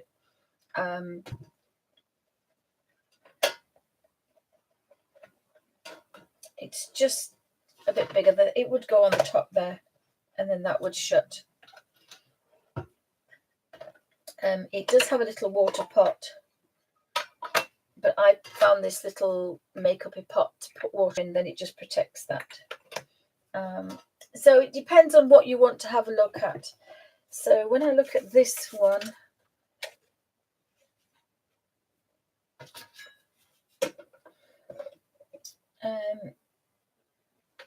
again, there was that strange colour green one, so maybe that was... See, they said light green, mid green, and dark green. Oh, that's not my colours. But again, we've got the pinks, the oranges, the yellows. So we've got, again, a lovely array of colours. These are my professional watercolours. These are the tubes that are the professional ones I've got. So again, you can tell that's sap green there. So that is definitely sap green. That's Viridian. And again, that's why I struggle with Viridian, because it's not quite with any of those. That's the Hooker's green. And then that one is that one is a different green, which looks like it's there. So it's not Viridian green. I don't know what that one's called. I think that's Viridian. They look like Hookers. That's the Hooker's green, which is a greeny green, which is really good. So I know the colours of all these. Again, that's magenta, quinacridone. My reds are up there. Not quite sure.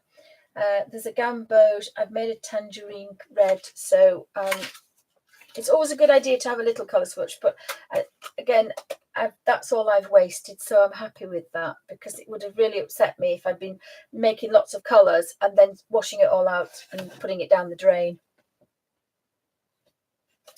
The things with greens is to mix your own greens. We've got the 2 yellows and the 2 reds in mine, and I love that. I love that. We've got 2 blues and 2 yellows. So you mix those 2 together, cerulean blue and lemon yellow, and then you can mix cerulean blue with cadmium yellow, and then you can mix French ultramarine with a lemon yellow, and then you can mix French ultramarine, and you've got 4 greens there, and you've not got any tubes of green. So greens are brilliant. And then if you have, so you've got 4 greens, then if you have a touch of either red or orange, if you don't have a red, obviously you can make an orange with cadmium yellow and cadmium red, you get a beautiful bright orange. If you have a touch of orange or red, a tiny amount of red, actually I put orange to your greens, you will have 4 olive greens. So then you've got 8 greens. 8 greens from the 6 tubes of paint, apart from the red one, of course. From the 5 tubes of paint, you have now got 8 greens, but there isn't a tube of green there. Then if you add more yellow to your greens, then you're going to have some paler yellows, so that's another 2. Then you add some more dark blue to your other greens, you've got another 2 or another 4. You do both the blues, both the yellows, so now you've got 12 greens, and there isn't a tube of green there. So that's what I'm going to do on the colour and the colour wheel, this box that I've got here. Look, I just can't do it today, guys, because the head is banging and I can't concentrate. But this is what the colour wheel will do.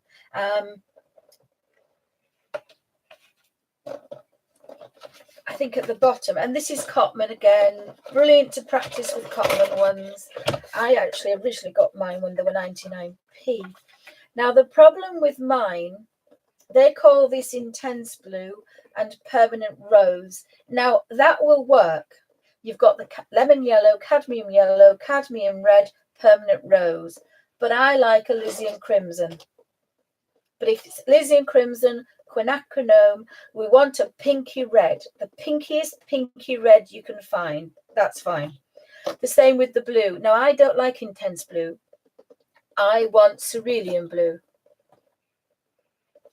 Now, I will do a little bit of a comparison when I get them out, but I'll probably swap that one out for cerulean blue, purely because it's lighter than any other blue. It's the palest blue you can get, and that's why I like it, because that makes every color range of green I want. Whereas if you have a darker blue, you can't get that range at the top. So that's why I use that one. So intense blue is there, cerulean blue will be next to it. So it's just next to it before it starts to get green. Did that make sense, guys? So there is a video on color mixing, and I'm using printer inks. And printer inks are, well, I call it alizarin crimson, but it's technically quinacridone magenta. So it's magenta, and it's a lemon yellow and a cerulean blue.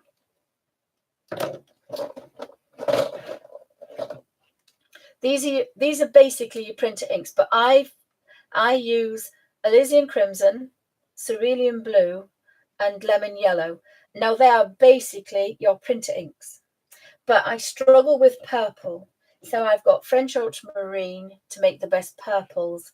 I've got cadmiums to get the best oranges, and cadmium yellow as well to get the best oranges. And so with these 6 colors, color mixing is easy. But there's a video on color mixing, and I've got 600 and I think I've got 650 colors from these 3, and the Cotman tube is only half used. I did it with the Cotman tubes, and I've also done it with printer inks. But I will do that experiment again with these colors when I've done the color wheel. And you get 600 from that one, permanent rose and the pale blue. You can definitely, you get all the browns, all the beiges, you get all the colors. And I just can't put my hand on it at the minute, guys. It's downstairs somewhere. But on a lot of other videos of talking about color, I do show that particular little sketchbook. And I can't put my hand on it. It's downstairs somewhere, I think. It's a cheap sketchbook that has got, but what I also do is, so I add a blue, I add a green to both these colors. Sorry, I don't add a green, do I? I add a blue. But I then take it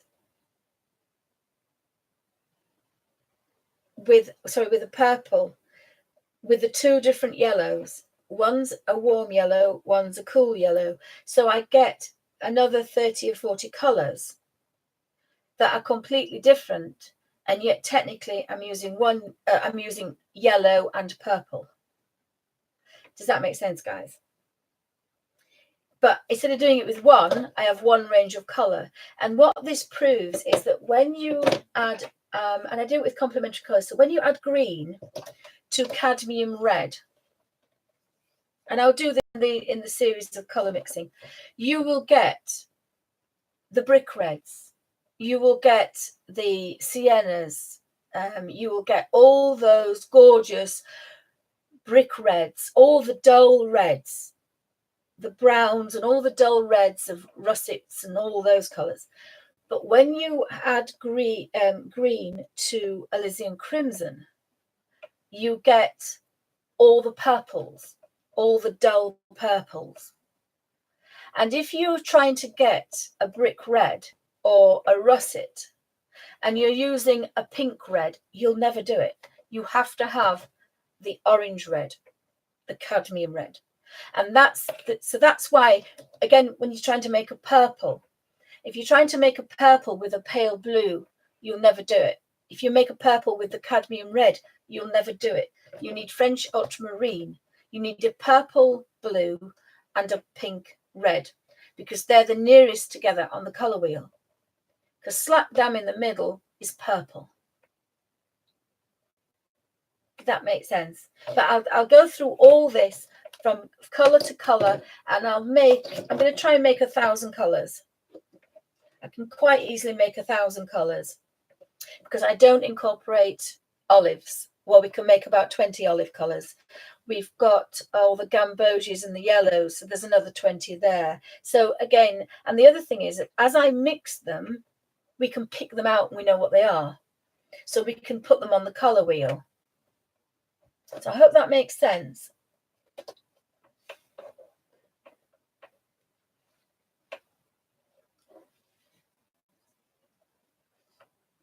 Oh, welcome back, Melody. Anybody else got any questions? So I'm going to do this because it's a simple way, but I'm going to take out 2 of the colors and put my 2. But the lemon yellow, and cadmium red, I will, and the French ultramarine, I will leave in there. But as I say, I'll put cerulean blue. Oops, sorry, cerulean blue, and I will put Elysian crimson in there. And again, Elysian crimson is probably, permanent rose is probably a little bit whiter and paler than that. I mean, we'll have a look when I open them. And the cadmium red is here, but we want the pinkiest pink we can possibly get. And that makes a difference in all the other tertiary colours you want. Yes, you can make certain colours, but if you want the brightest tertiary colours and secondary colours, you need that initial blue and purple and red. But I'm going to do that downstairs, and I'll do all the colour mixing downstairs, and I'll keep those downstairs. I think that's probably the best idea. So I hope that made sense. But you can definitely make all these colours from these 6. And there's quite a few videos on that. There's quite a few videos on that.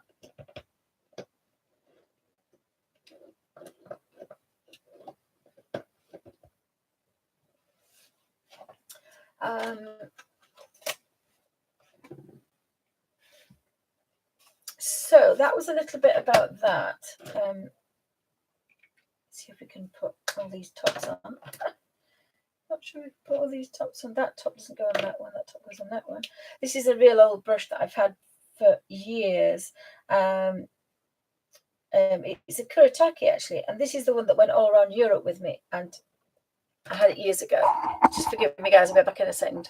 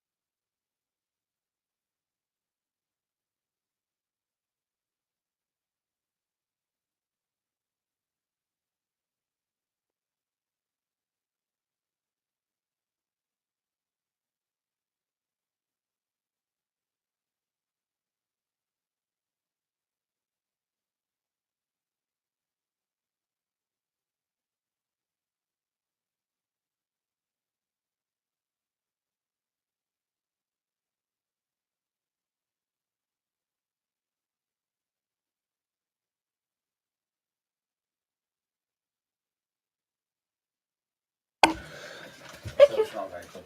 Oh, bless. I think.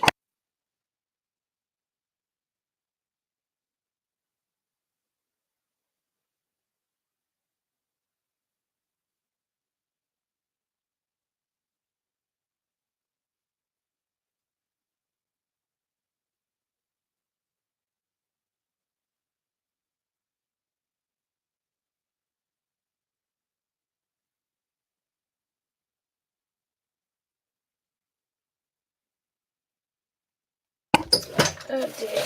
Hubby's found them. Found them. There we are.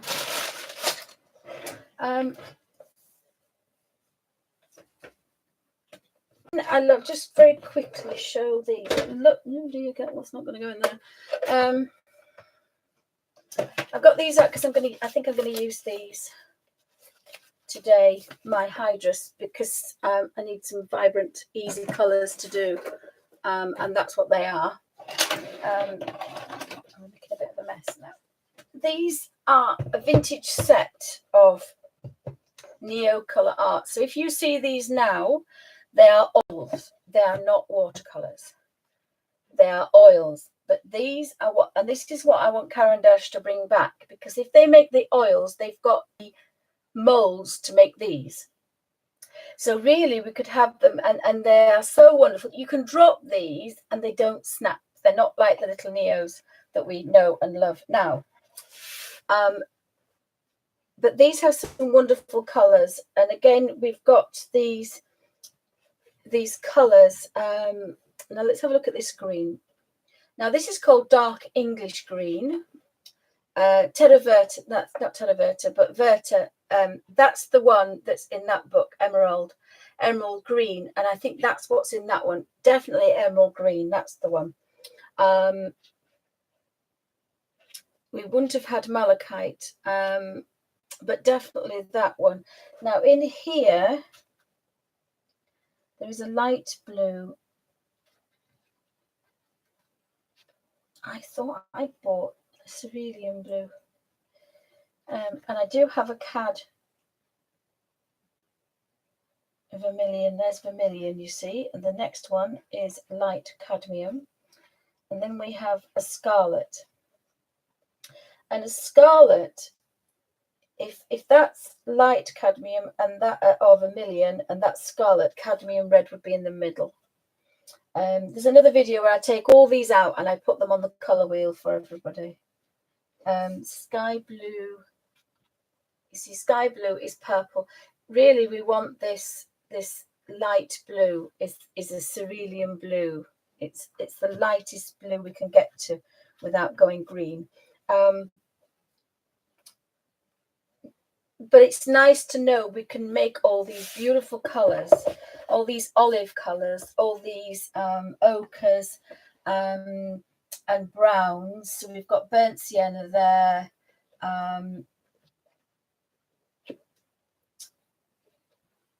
There's umber.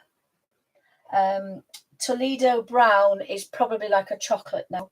Burnt umber. There's a cocoa there. So cocoa's slightly different, but we've got almost a burnt umber and an umber. And then we've got the russet colours. English red. English red is what I would call Indian red. Indian red probably slightly darker than English red. And then we've got the siennas. So most good quality colours actually do give you most.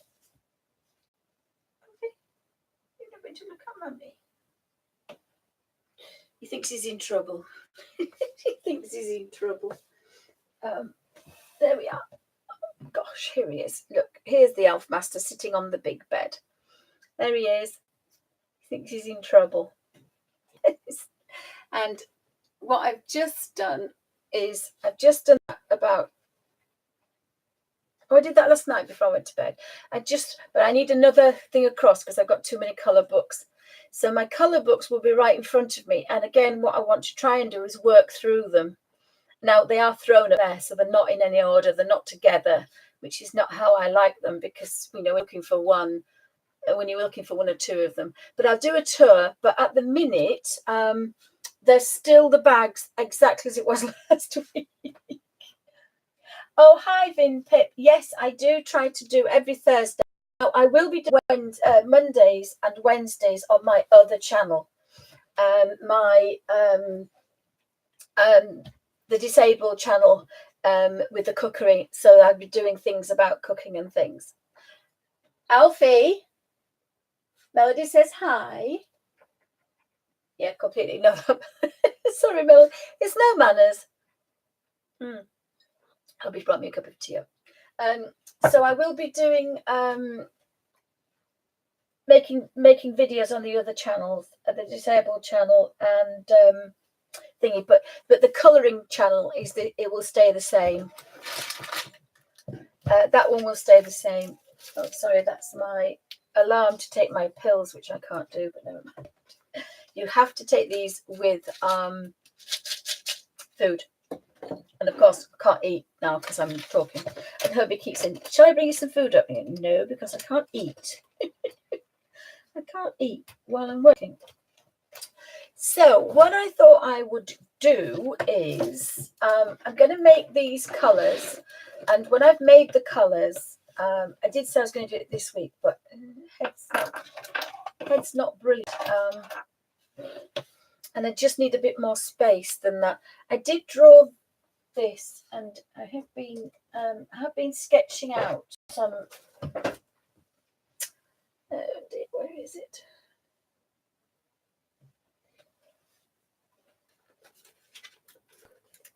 Could be an avalanche.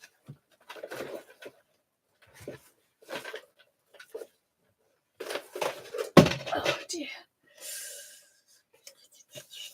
I have been sketching, but not while I've been watching TV. So this is a book with my ideas. Oh, thank you, darling. So these are my little mushrooms, which I've been working on for quite a while now. But I have managed to go back to it. Now, the only thing is, I've forgotten how I did most of these, because this was last year, before I had my headache, and I've forgotten my doodles. So I've been trying to do some more. I've been trying to do some more kind of stylized doodles to go around the foliage to hide the toadstools and the mushrooms with the little houses. But I have been working with a mechanical pencil, and it does hurt my hands, but I'm kind of quite enjoying myself. So these were all last year. I think I've shown these before. And then I started to work. I'm working through this little book here, which I actually can put my hands straight on, which is quite good.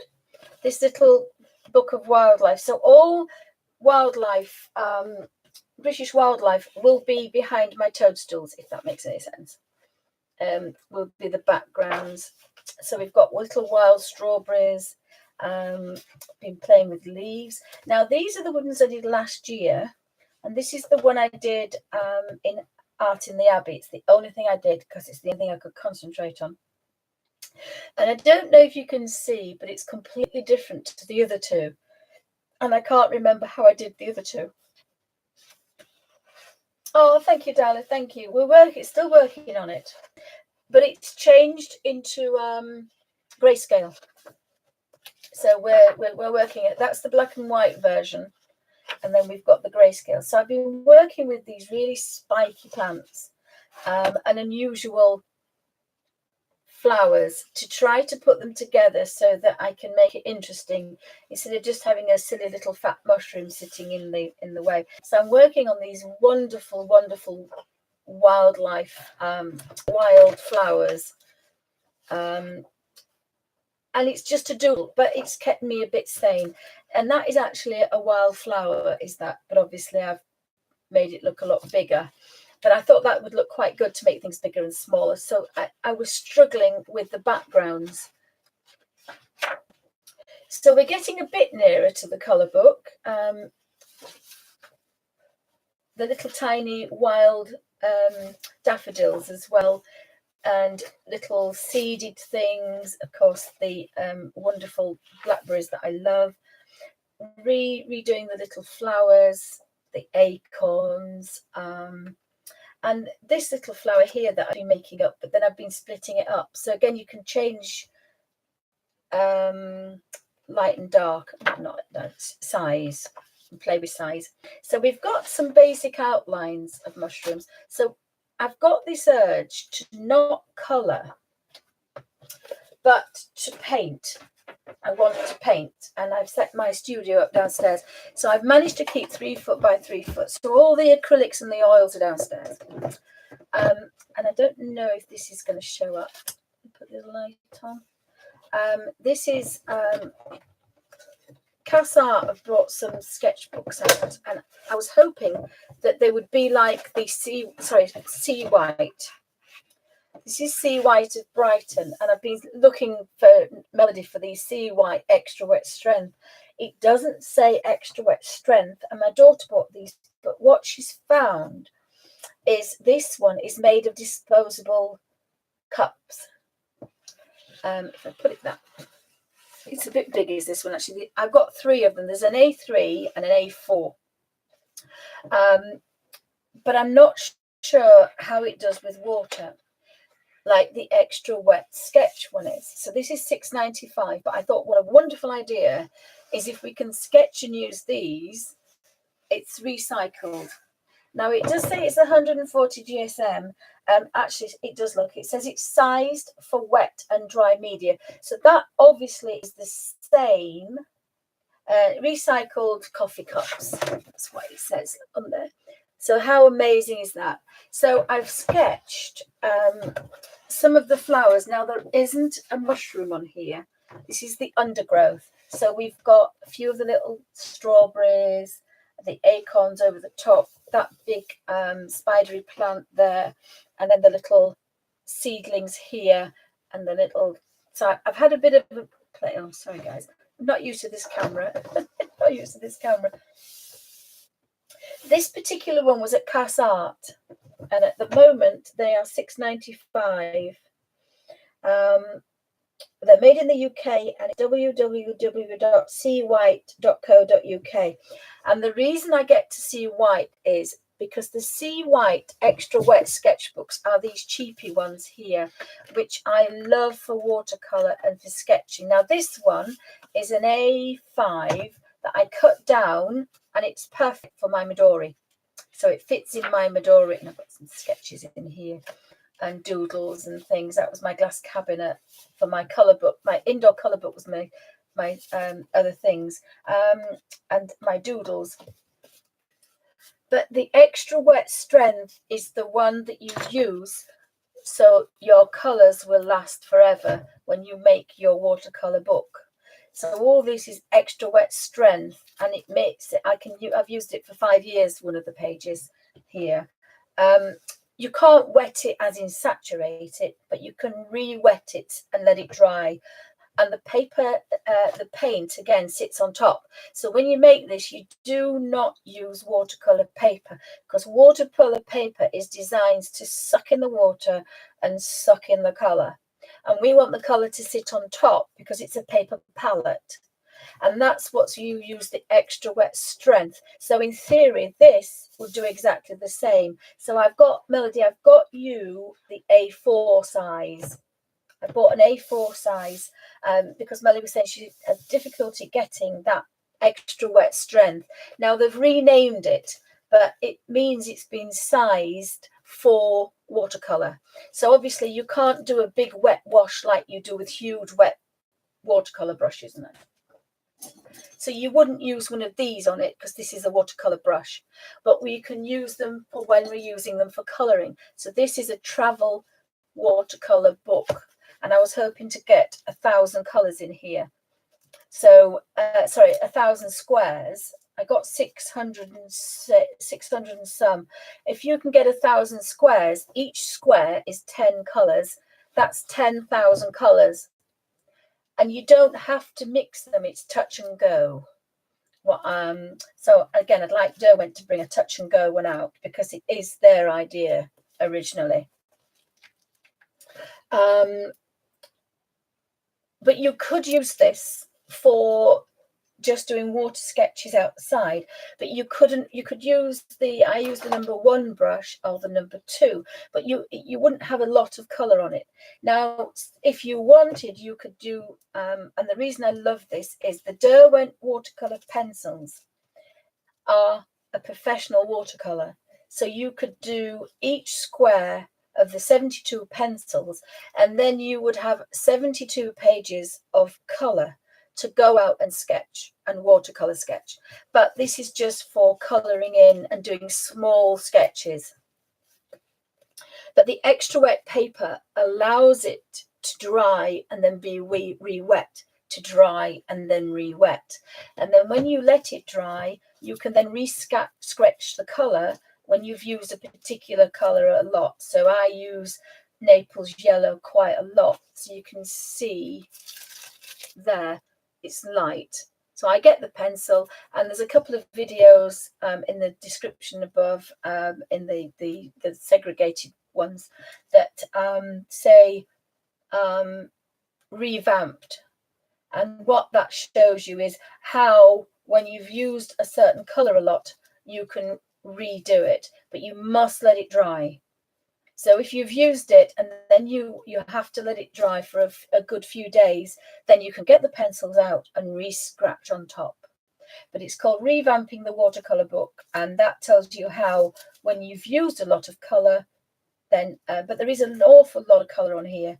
Again, I use the cedar green quite a lot, and there's certain greens that I absolutely adore. And I have my Inktense pencils in here as well.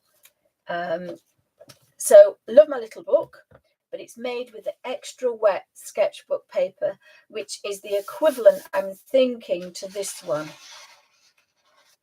But I'll have a go with this because I'm not quite sure, Melody, but I thought you could use it for your watercolor sketches anyway, because it's just lovely. And the fact that it's recycled. But I will try. I'll try it. It doesn't feel the same, because it's not white, it's like an ivory colour. I don't think it's white. Let's see if I can find a piece of white. Oh, it's not too far out, but it's not quite as white. But this is oh, this is my book, guys. Look what I found. This is a book. Sorry, I'm rabbit trail. This is a book that when I've been working, and this says Anamorphia. Oh, Pink Flamingo. So let's have a look. Oh my goodness. This is why I have a trouble finishing pages. So the Pink Flamingo. Oh my word.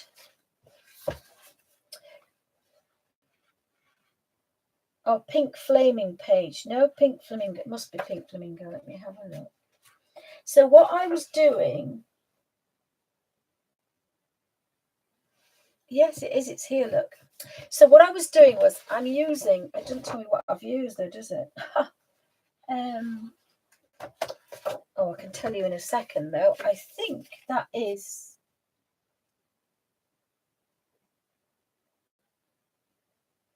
It's got to be Derwent. Let me have a look. It could be. Let's look at number 15. Yeah, it is. Of course it is, because it only goes. These are the wrong numbers. That must be Geranium Lake. Yeah. So this particular, this is a Cass Art book, but it allows you to do that.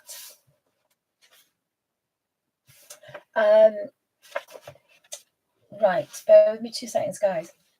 So what I was doing is using this book as, if you didn't want to make one of these, you can use paper palettes. And you scratch the colours that you're going to use. Now, obviously, I've kind of gone a bit nuts there, but like this says, and I can't remember what I was using. So like this says Phantomorphia Bird, and I've scratched the colour. Now, remember what I said about Derwent making these paper palettes.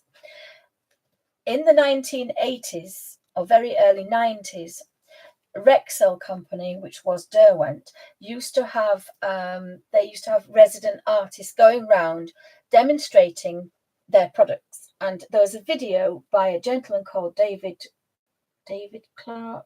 Oh no, it's gone. Could be David Clark, who was a wildlife artist. And on the video, he goes out, and he lived in some beautiful part of the country that had bird estuaries, and he would take his sketchbook and he would scratch a few squares of colour and take that with him and leave the pencils at home. That's what gave me the idea of, instead of having paper palettes, using all 72, because you leave the pencils at home. But he used very fine paint brushes and worked in such great detail like I do. And you can see here I've used little tiny brushes, and you can use it just like a watercolor, and it's professional watercolor, the Derwents, and they are so perfect. You can use them so many different ways. And if I could only have one product, it would be the Derwent watercolor pencils, because I absolutely adore them. Now, I'm a bit biased. I like the vintage set. They are slightly creamier than the new set, but obviously times change. Chopping trees down, the wood had to change, so there is a difference. And again, it's not fair of me to use the vintage set, because you can't get hold of them you can second hand, but not very often.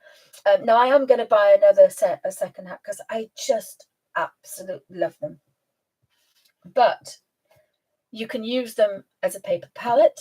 You can scrape them and put them in little wells. You can, which is why this is Derwent watercolor pencils. I saved these a few weeks ago, if you remember, guys. They're in here to add water to, and I've got a color. Now, obviously, you might not want to put them in here. I might put them in a shallower watercolor, little wells kind of thing. But I can't waste that, because that is pure, beautiful color. You can shave them like that into a well and add water, and you can use them for washes. So there isn't anything you can't do with a Derwent watercolor pencil than you can't do with a tube of paint. But you can do an awful lot more with a pencil than you can with this. And everybody that says about mud, I get mud. I've mixed 16 Derwent watercolor pencil colors together, and I've got beautiful colors. And that's what you can do with the pencils. You can mix them next to each other to make better greens and different ones, or you can mix them together and you don't get mud, which is blooming awesome. Anyway, that was a rabbit trail. But this little book here, I thought I'd lost. In fact, very nearly threw it out. But what I did is I've decided, because I couldn't remember what I was doing in the books, that I would keep a record. And the other thing is, in 2 days in my instance, but in probably 10 years, somebody might be looking through your colour books and you went, oh my goodness, I love that colour. What was it? What is it? What colours did I use? What did I do? Now, obviously, if you only have Derwent watercolour pencils, then you know. But I use them in different techniques, as people know. I use them wet, I use them dry, I scratch them on the book. I do them different ways. So this little book actually tells me. Now, what I should have done really is always keep this, which I will now, with my colour books. And when I'm doing a page, if it's Derwent pencils, either watercolour or Graphitint. They're the Graphitints, because there's 24 colours. But look how many other colours I've got. Derwent only have 24, but I can make hundreds of colours from the Derwent Graphitint. And I can also mix those with my Derwent other colours. So I've got watercolor pencils on there, and I've got Inktense somewhere as well. I think I started one with Inktense and one with watercolors. So what I've done is I've written just roughly with the pencil the color that I've used, or the two colors next to each other if there's two. And that means I have got a complete palette and reference to a page that I have no recollection of this whatsoever. So that's amazing. So I know that this beautiful pink is Geranium Lake, number 15 from the Derwent watercolor pencils. And in the bottom corner, I'd written down. Now, what I intended to do was write somewhere on here a number, and that would correspond with the number of this page. But I might use the bullet journal system, so I might just do an index and just name the palettes, and then I can say, well, this one is such and such, and it's on this page. But that's a cross reference. So this says Phantomorphia bird. So let's get Phantomorphia out.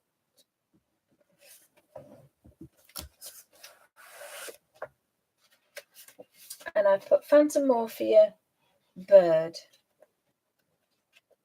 Oh, that's what I used. There, look.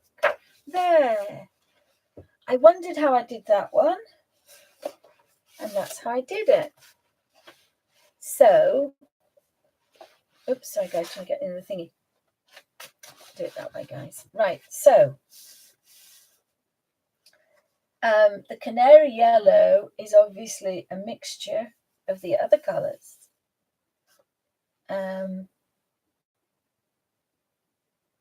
So there we have Phantomorphia, the bird. So it actually can't be that long ago I did that. I thought it was ages and ages ago. There might be another one that I've used. Derwent watercolor pencils in Imagimorphia. Well, that's not much help because I don't know what that is. But let's look. Imagimorphia. So I'm glad I found that because and of course it is wet. It's a bit crinkled. Again, this is the extra wet strength paper. Look, this is what it does. Absolutely nothing. Not gone through, and that's quite wet. That so you can use that. This proves that it works as well. So we're looking for. Let's see, Imagimorphia, and it would have to be exactly where. So it says Imagimorphia. This is the new one, isn't it? Yes, it would be. Oh my goodness. And now I'm going to have so many out. I'm going to have an avalanche. So actually, that's going to be quite useful. I might go back to my pencils and use them. I don't know why I was playing about with colours. So let's have a look. Now, oh, I wonder if it was this one. I've been looking at this one. I didn't know how I did this one. No, that's Neo. Because I'm scratched the colour on. Look, I can see it. So it's not that one, but it's very similar. But of course, I didn't write down what on earth I used, so that was a bit silly. I wonder if it was this one.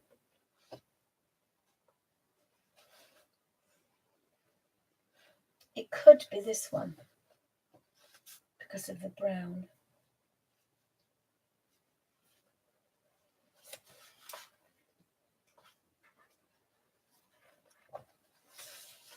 Can't remember what that one is. What is it? That one? Oh, there's no purple in that one. This one looks like my three colours because they're dull. The colours are dull. This is the one that I did 16 colours. Inktense and Derwent watercolour pencils and Derwent Inktense. Scratching lots of colours and then mixing them together. I don't think it's that one. No, that's again Neo's. You can tell, scratch the colour. That one definitely isn't. I don't have any purple. So again, you see the trouble it is when you don't write down what you did. And I'd love to finish that one, but I don't think there's a video on that one. See, it's awful. You have to watch your own videos to find out what you did. Oh, thank you, darling. Thank you. Again, I know I bang on about 3 colours. This, and this is, I will do this book again. This is using lemon yellow, and it isn't this one, it's the Cotman. This was using 3 colours, cerulean blue, lemon yellow, and Elysian crimson.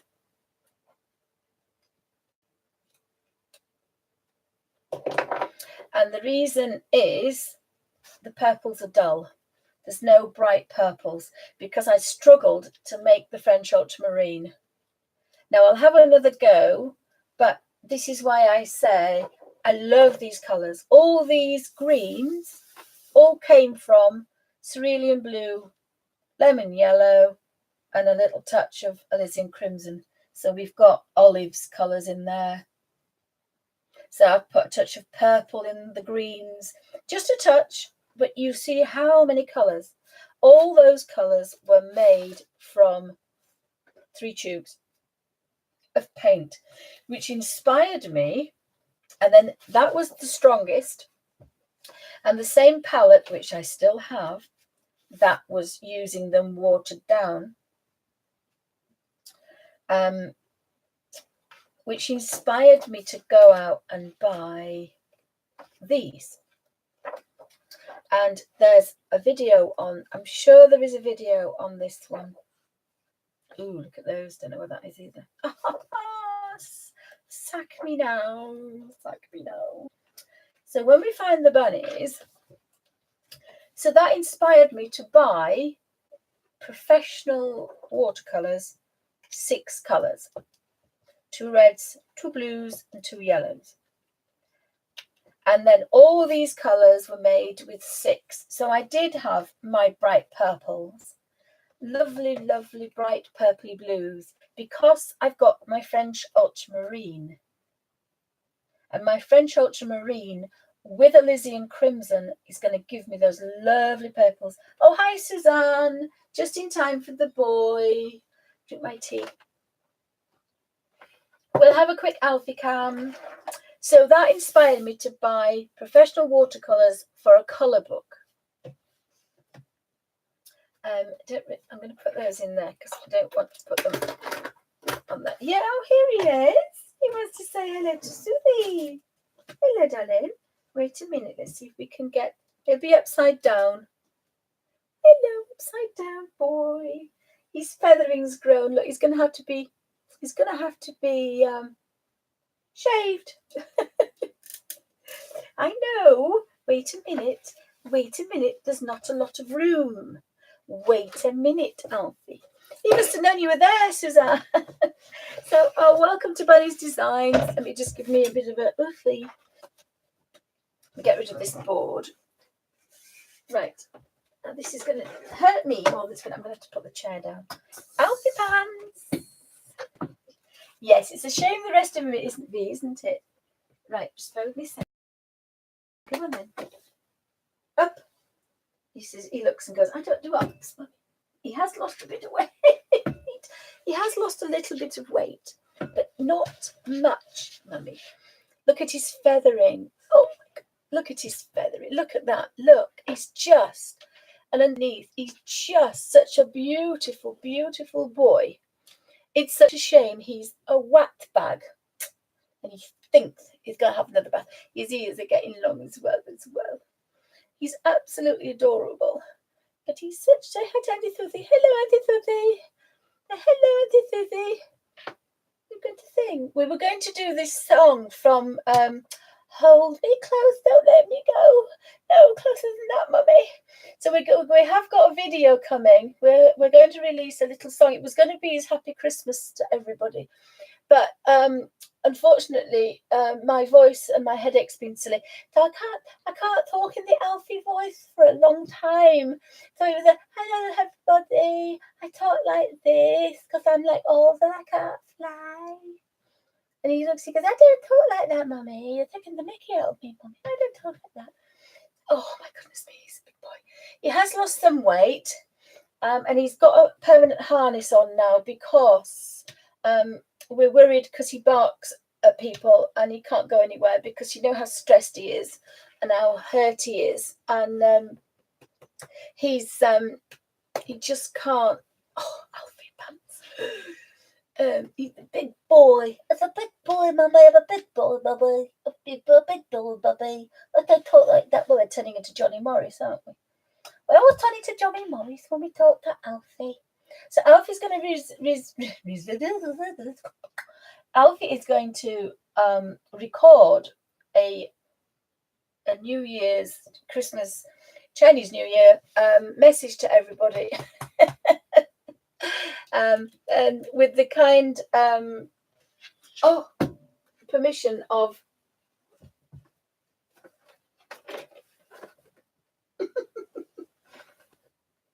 oh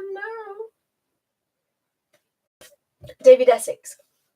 So but we need the video of Samantha because Alfie loves me, but the way he looks at Samantha is just amazing. So I very kindly had permission to to do a video about Alfie singing to everybody. So he's going to do that when my voice gets a bit better and my headache doesn't drive me insane.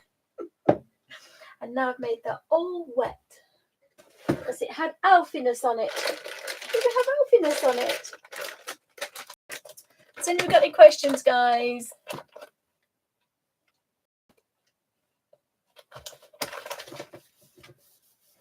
And Bungle has been seen kissing Jessie and play fighting with her, and she follows him and he plays with her. Oh my goodness me, that's a bit grungy. He plays with her tail, and it's taken them a couple of weeks, and they're busy mates. Oh, bye, Vinpip. Thank you for joining me, guys. Thank you for joining me. It's not normally this BT. We are getting slightly better. The headache I wondered if it's. I got these out for a reason and I can't remember. So thanks for joining me. As I say, there's hopefully going to be some videos up like I used to do, so they'll all be edited and there's no barking and there's no Alfiness in there. But we've got a few videos to put up on Alfie's channel as well about the kitties and the RSPCA and how well Jessie is doing downstairs. Jessie is I'm gonna have an avalanche with my tea. Whoopsie. Jessie is doing extremely well.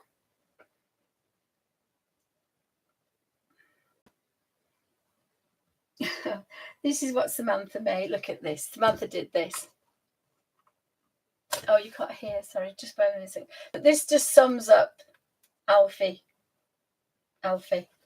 This is brilliant, this.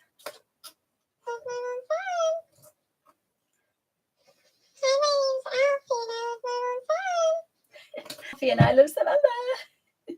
And then, of course, there's that is our Betsy, who says, I hate Alfie so much. And actually, she doesn't look quite so cross anymore. She's kind of mellowed a little bit, and she's now looking a bit happier, which is quite wonderful. She's definitely got a prettier face. Now, this is Alfie, what he looks like now. He has a new collar, and he's called Caution. Oh, bye, V. Have a wonderful day. Thank you for popping by. So Alfie is now called Mr. Caution because he's a bit of a grumpy pants. And little Jessie loves my huge chair, my snuggle chair. So it's a big chair, but she's such a little diddy. She's such a little diddy, and yet it was the best move to put her downstairs. She's still a bit of a crybaby, and she wanders around the roof. There's a picture of her on the roof somewhere. She's definitely found herself. She's not keen on Betsy, and she's not. Now, this is Betsy. Let me turn the volume down. You will not believe this is the same cat. This is Betsy, who is smiling. And Betsy never smiled. It's taken a long time. She's a completely different cat now. She smiles. Look at that smile. There's another one where she's smiling. Just can't believe it's the same cat. Absolutely smiling. Look at that. She's smiling. This is our Grumpy, who looked like she'd swallowed a wasp. She's such a happy girl, but it's taken a long time. So always think about having the cat that's a bit scared or a little bit odd looking or a funny colour, because they are so loving and they do give you so much love. Whereas like Bungle is beautiful, and Bungle is like, well, I'm gorgeous, I don't have to work for any comfort. Do you mind not chewing your feet while you sat down there, please? And I've lost my phone. No, I'm going to put my phone somewhere. So I don't think I've got anything else to tell you. That was a bit of a waffle. Love the fact I found my book again. This is a book that I lost quite a few years ago, and it's got 800 pages, and it was hidden behind a book cover of an old cookery book. So that's fantastic because I can now start to sketch. I can now start to sketch. I do have my doodles, and this is for my Bible journaling, for stamps for my Bible journaling and lettering. But I can now start to sketch because I'm using just a pencil. These and probably sketch out as well. These new flowers that I've been sketching, so I can sketch them out into more coherent kind of flowers, and then kind of put them together, if that makes any sense. I hope I'm making some sense. So I'm so pleased I found my little book. So I might actually use that now, guys. What do we think? What do we think? I think the hand isn't brilliant, and colour, anything that's concentrating on, I'm not going to be doing very well. And I wanted those, and I can't remember why I wanted those now. Let's count how many I've got. But I can't think. See, this takes full pans. But the other thing I want to do is I'm going to send off. So you can put those in that way, or you put the full pans in. And you can put them in the middle, but you don't normally, but you can do. So that's where your pans go. Just see if I can turn that one off a bit better. You can do. You have to fish about, because some people charge £10 for 4. Oh, bye, V. Thank you for stopping by. Anybody else I've missed? The only thing about putting things in, hands are not good at it. So I do need to rejiggle my little watercolour sets. Very quickly, I was just going to show you the little girl. That's what my studio, the only bit, and it's not organised, but just above me, I do have the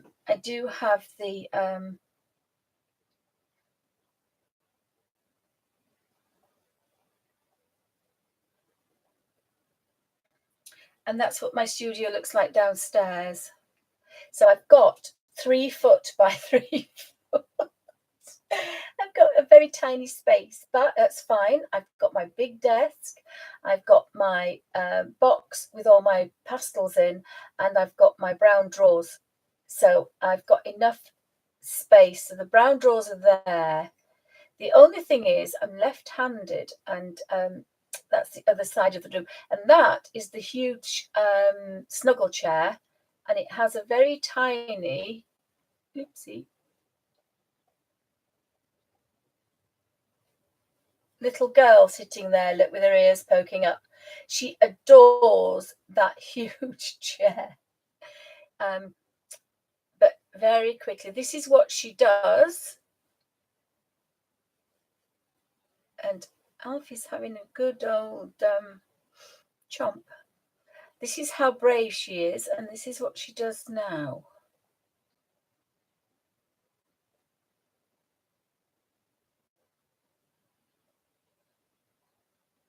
And again, that's our Betsy. She's completely changed. She used to hide. She's out now.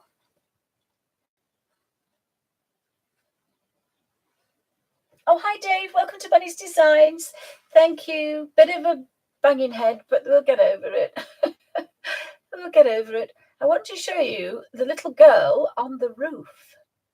Of course, there's beautiful Bungle. Look at him sat there. He's just absolutely scrumdiddlyumptious.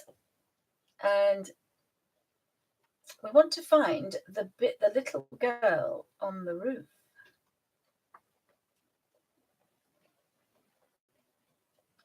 I don't think she's putting weight on. Oh, here she is. Look, this is the little girl on the roof, on the conservatory roof, looking out. And next door's cat is actually sitting there. He's actually on the roof, but she's having a wander around. There she is. She loves being up there. I don't know why. She loves being up there.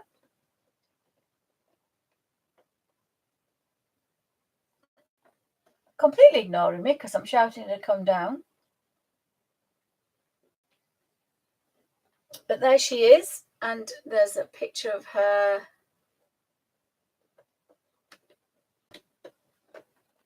Alfie! Oh. There she is on the books. That's the art books. And I've got spaces now. And I think there's a picture of Bungle.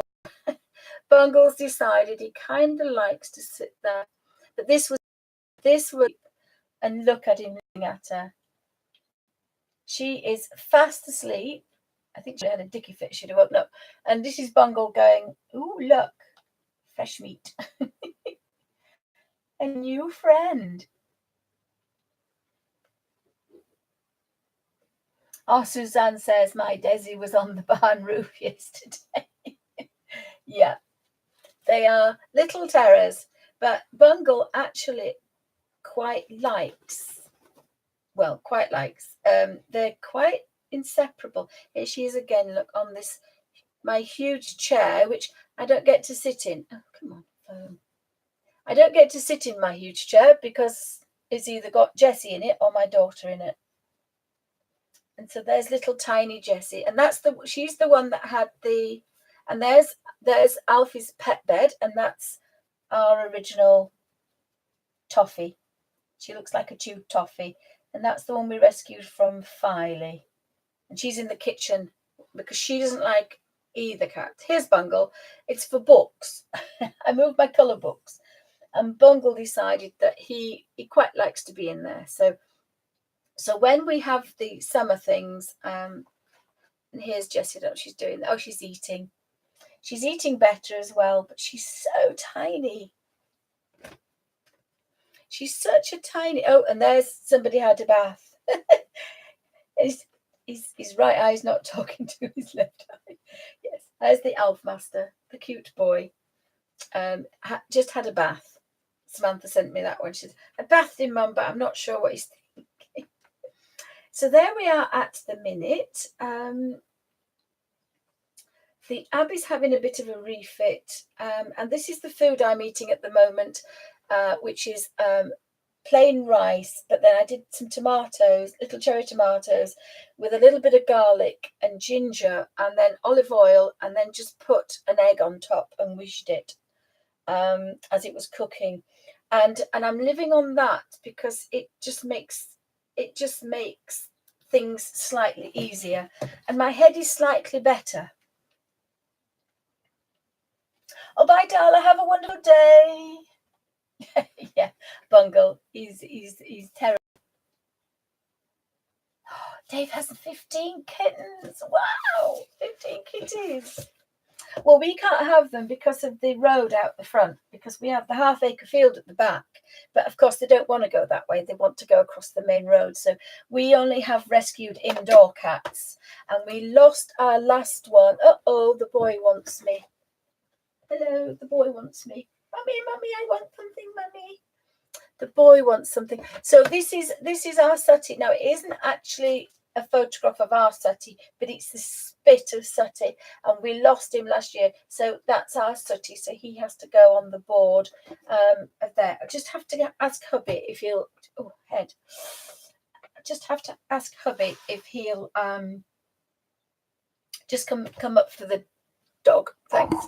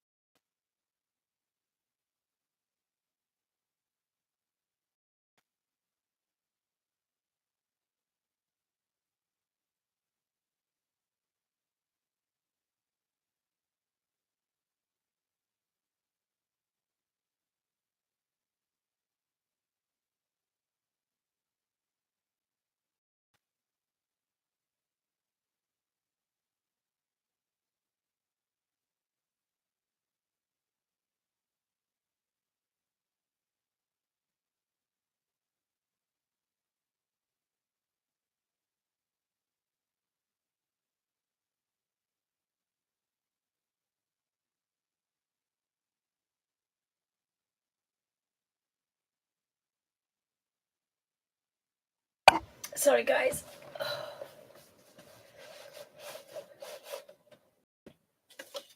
Are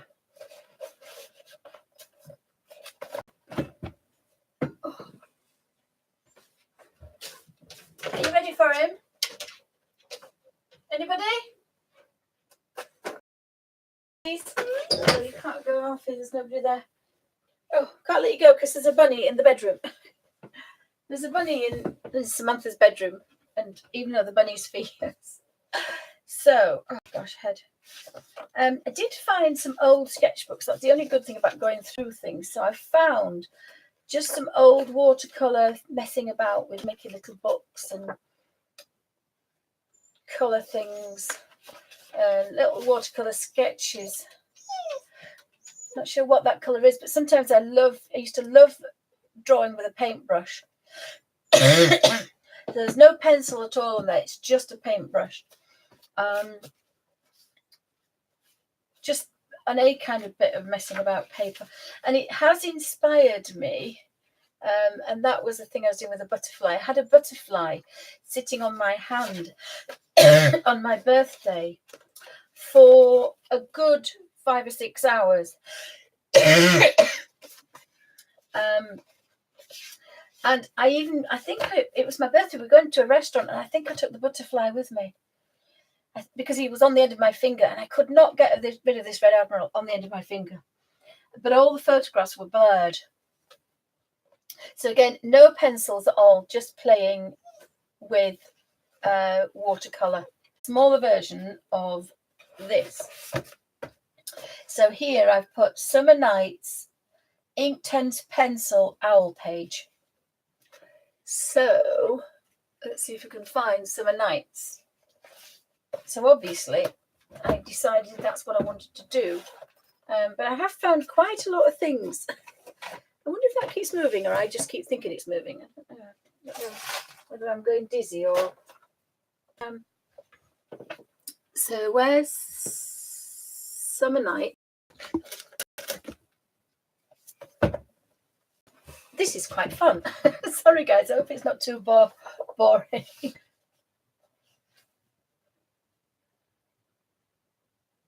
Oh, have I gone up again? Have I gone funny again? Sorry guys. So where's the owl page?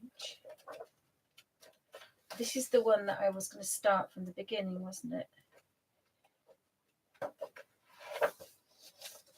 It definitely says Summer Night Owl Page.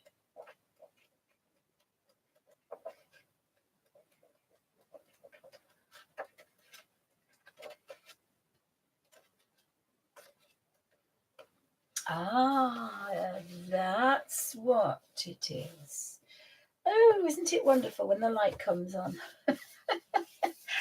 I had no idea how I did these colours. And this says Summer Nights Inktense Pencils Owl Page. And if you can see the little bits of what I've used, these are the colours I've used. Isn't that amazing? Now, the reason I did that, I think, is because the other thing you could do if you don't want to have a book is just put the thing in there. But my idea was that if you look through the book,